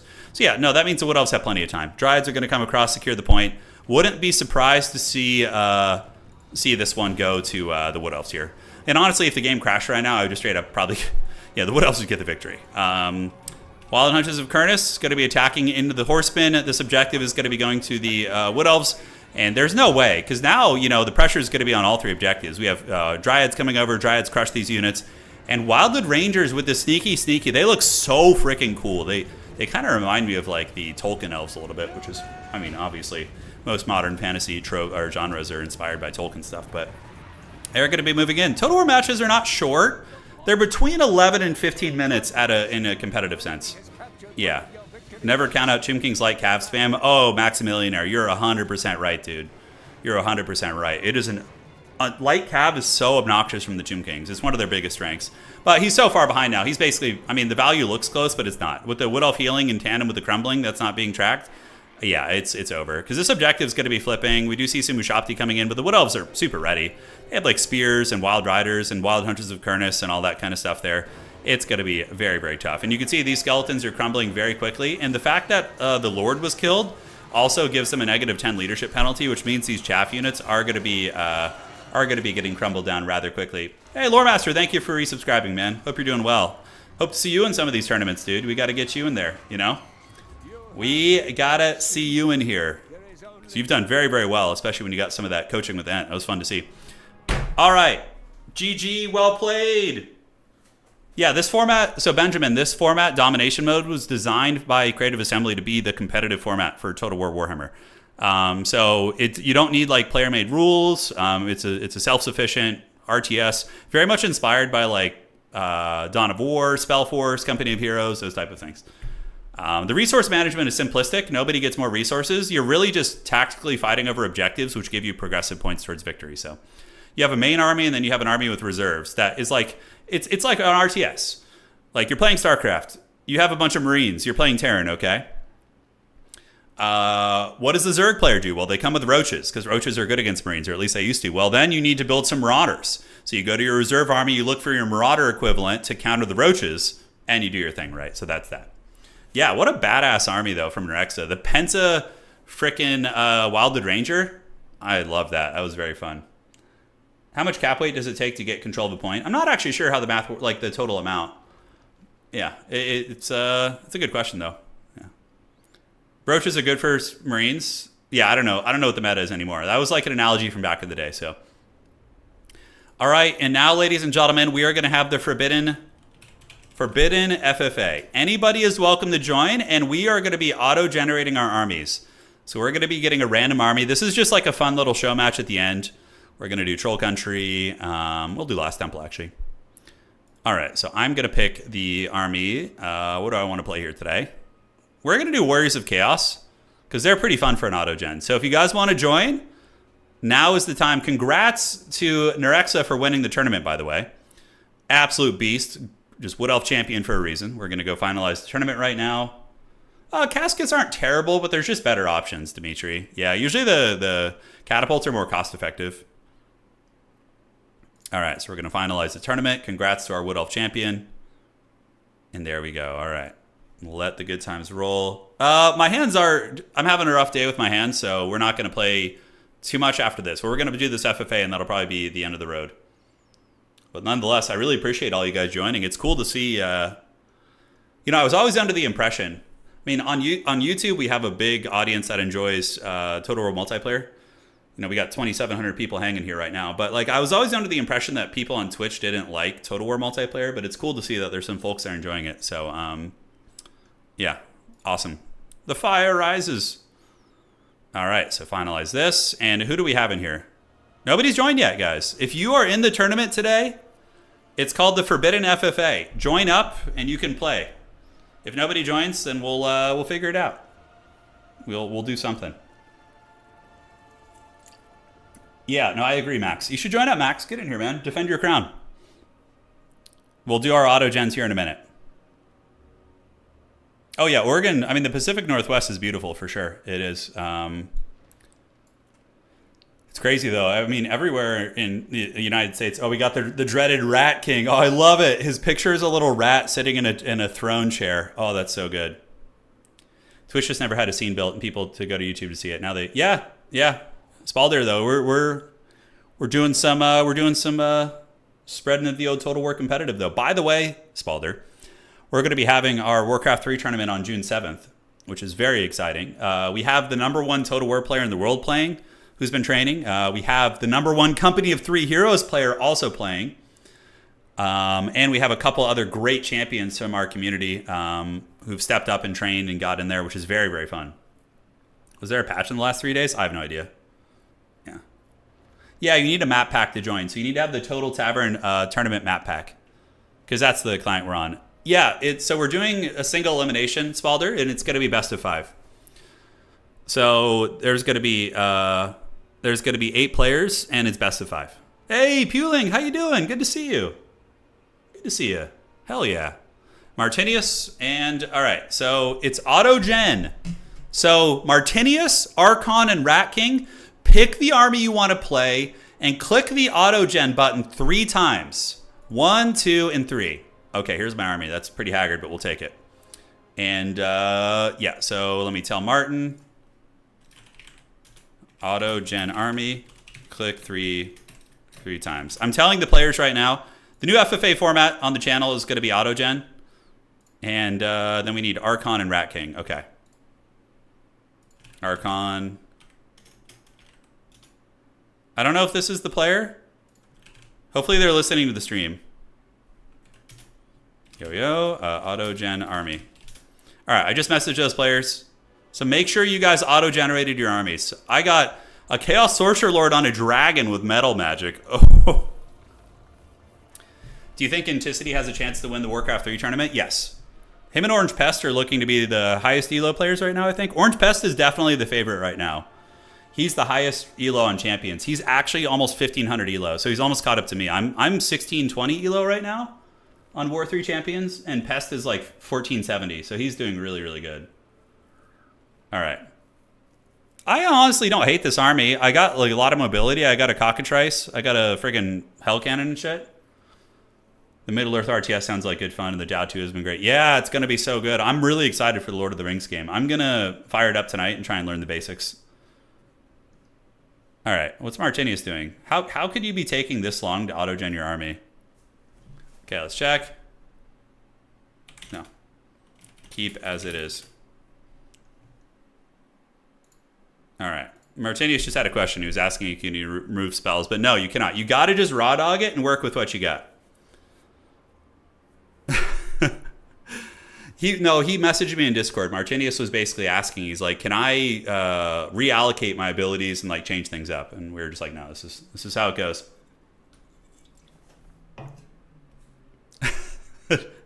Trying to find a loophole, yeah. I think we're good. All right, guys. Here we are. Thank you for joining. We're going to be playing Battle for Middle-earth 2, which is an old game. But there's a new mod that like updated the game, so we're going to be playing that. All right, rise, champions of chaos. Welcome to the FFA. Yes. Like us RTS gamers, we get like we get the old crusty scraps, you know. Like we rarely get new games, so we have to play like modded or versions of old games. And yeah, Battle for Middle-earth is happening this week. I don't know when, but when I learn the game well, we will do a tournament in the Discord. So if you guys want to play in it, I'll of course put up details about how to get the game and everything and all that. So yeah, Age of the Ring, right? That's what we're going to be doing. Yeah. Oh god, is that lag? No. Okay, we're good. All right, so I got my sorcerer on a dragon. I have some monsters, trolls, and I have the rot knights, which I love. A couple hounds got to be lurking in the trees here. 4 and chariot is going to be there too. We'll just move it with the main army for the simplicity of micro. We'll put the cock with the lord here, and then we have the hell cannon. Do we have any halberds? We do. So the halberds can actually just defend the hell cannon. So they're going to move with the hell cannon here. So we're going to do that. Perfect. All right, let's ready up. No more games. We don't have no time to waste. Actually, let's just keep the dog safe with the army. So who do we have around us? We have the Empire. Let's start hell cannon blasting some of these Saurus warriors. The Rat King is going to come and battle me, I think. So we're going to do this. Okay. Get Rot Knights coming here, and I could get attacked by 2 players. But I think me and the Lizardmen are going to have some fun. Oh, it's Crocky Balboa and a Feral Troglodon. Oh, no. All right. It's time. Let's go, baby. Let's go. We'll get the halberds defending this. Pull the Rot Knights over here. Pull you guys on the outside. And, yeah, the Hell Cannon should be shooting, so we're going to activate the boom.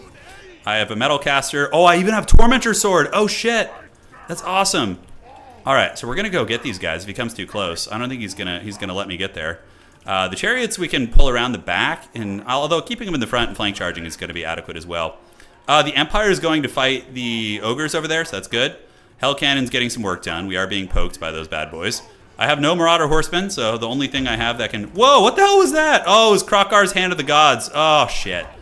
That's not good. All right, so we got to pull back, and we are being harassed by the Powhawks of Sentinels. Why is that Hell Cannon so inaccurate? Wowza. Is there anything good I want to shoot here? We can get through these guys. Okay, I need to stay back. I don't want any of that smoke. All right, so we are being harassed. I'm going to save up for a final transmutation. Give me the Tormentor Sword, Precious. Oh, what the hell? There's some Gorgers back there? You see the Ogre Kingdoms player just has some random Gorgers ambushing? Oh, that's so funny. All right, so Rot Knights. Let's get the Rot Knights around the side. We do have the Feral Troglodon, so we need to pull back. We're going to get you guys getting ready to go. And now we just charge in here, charge in here. Let's get the Trolls to battle there. And we're going to come and attack that Skink Priest also. Chariots can slam into the side of the army, and Rot Knights are going to creep around the back, and we're going to see what we can find. All right. So in the meantime, let's attack here, and we can use the Tormentor Sword if he gets too close. Oh, dude. The Dark Fire of Chaos. You guys ready for the breath attack? Let's go.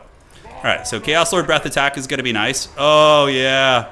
Oh, yeah. Let's get cooking. And we're going to do a Searing Doom on their position here, which is going to be pretty good. All right, so we do get the big boys coming in. Krokar is here, so we're going to do this. We're going to get the Cockatrice to move in as well. And perfect. All right, so the Lizard main army is getting hammered pretty good. We do have the Hounds. The Hound units are going to come around the outside. And we have the Tormentor Sword too, so let's drop it. I think we win this. With the Rot Knights and company, we're going to be pretty strong. Crocky Balboa is actually looking really damaged, so we're going to drop a final transmutation here and hope for the best. Let's also get the Hell Cannon to shoot here. Frontline fighting is going okay. Chariots are penetrating in. Oh, got to zoom in and get that Chaos Sword. What do we got here? We got the Feral Manticore. Is that a summon? I can't tell if it's a summon. It is. Yeah, so we don't want to be attacking that thing. All right, so for the Cockatrice, we're going to use the dreaded Cock Gaze here on this guy. Try and lock him down. The Gorgers are causing a little bit of havoc, that's for sure. But we're going to get back up in the sky. We're going to have a breath attack here in another couple seconds. Let's get the Cock in there.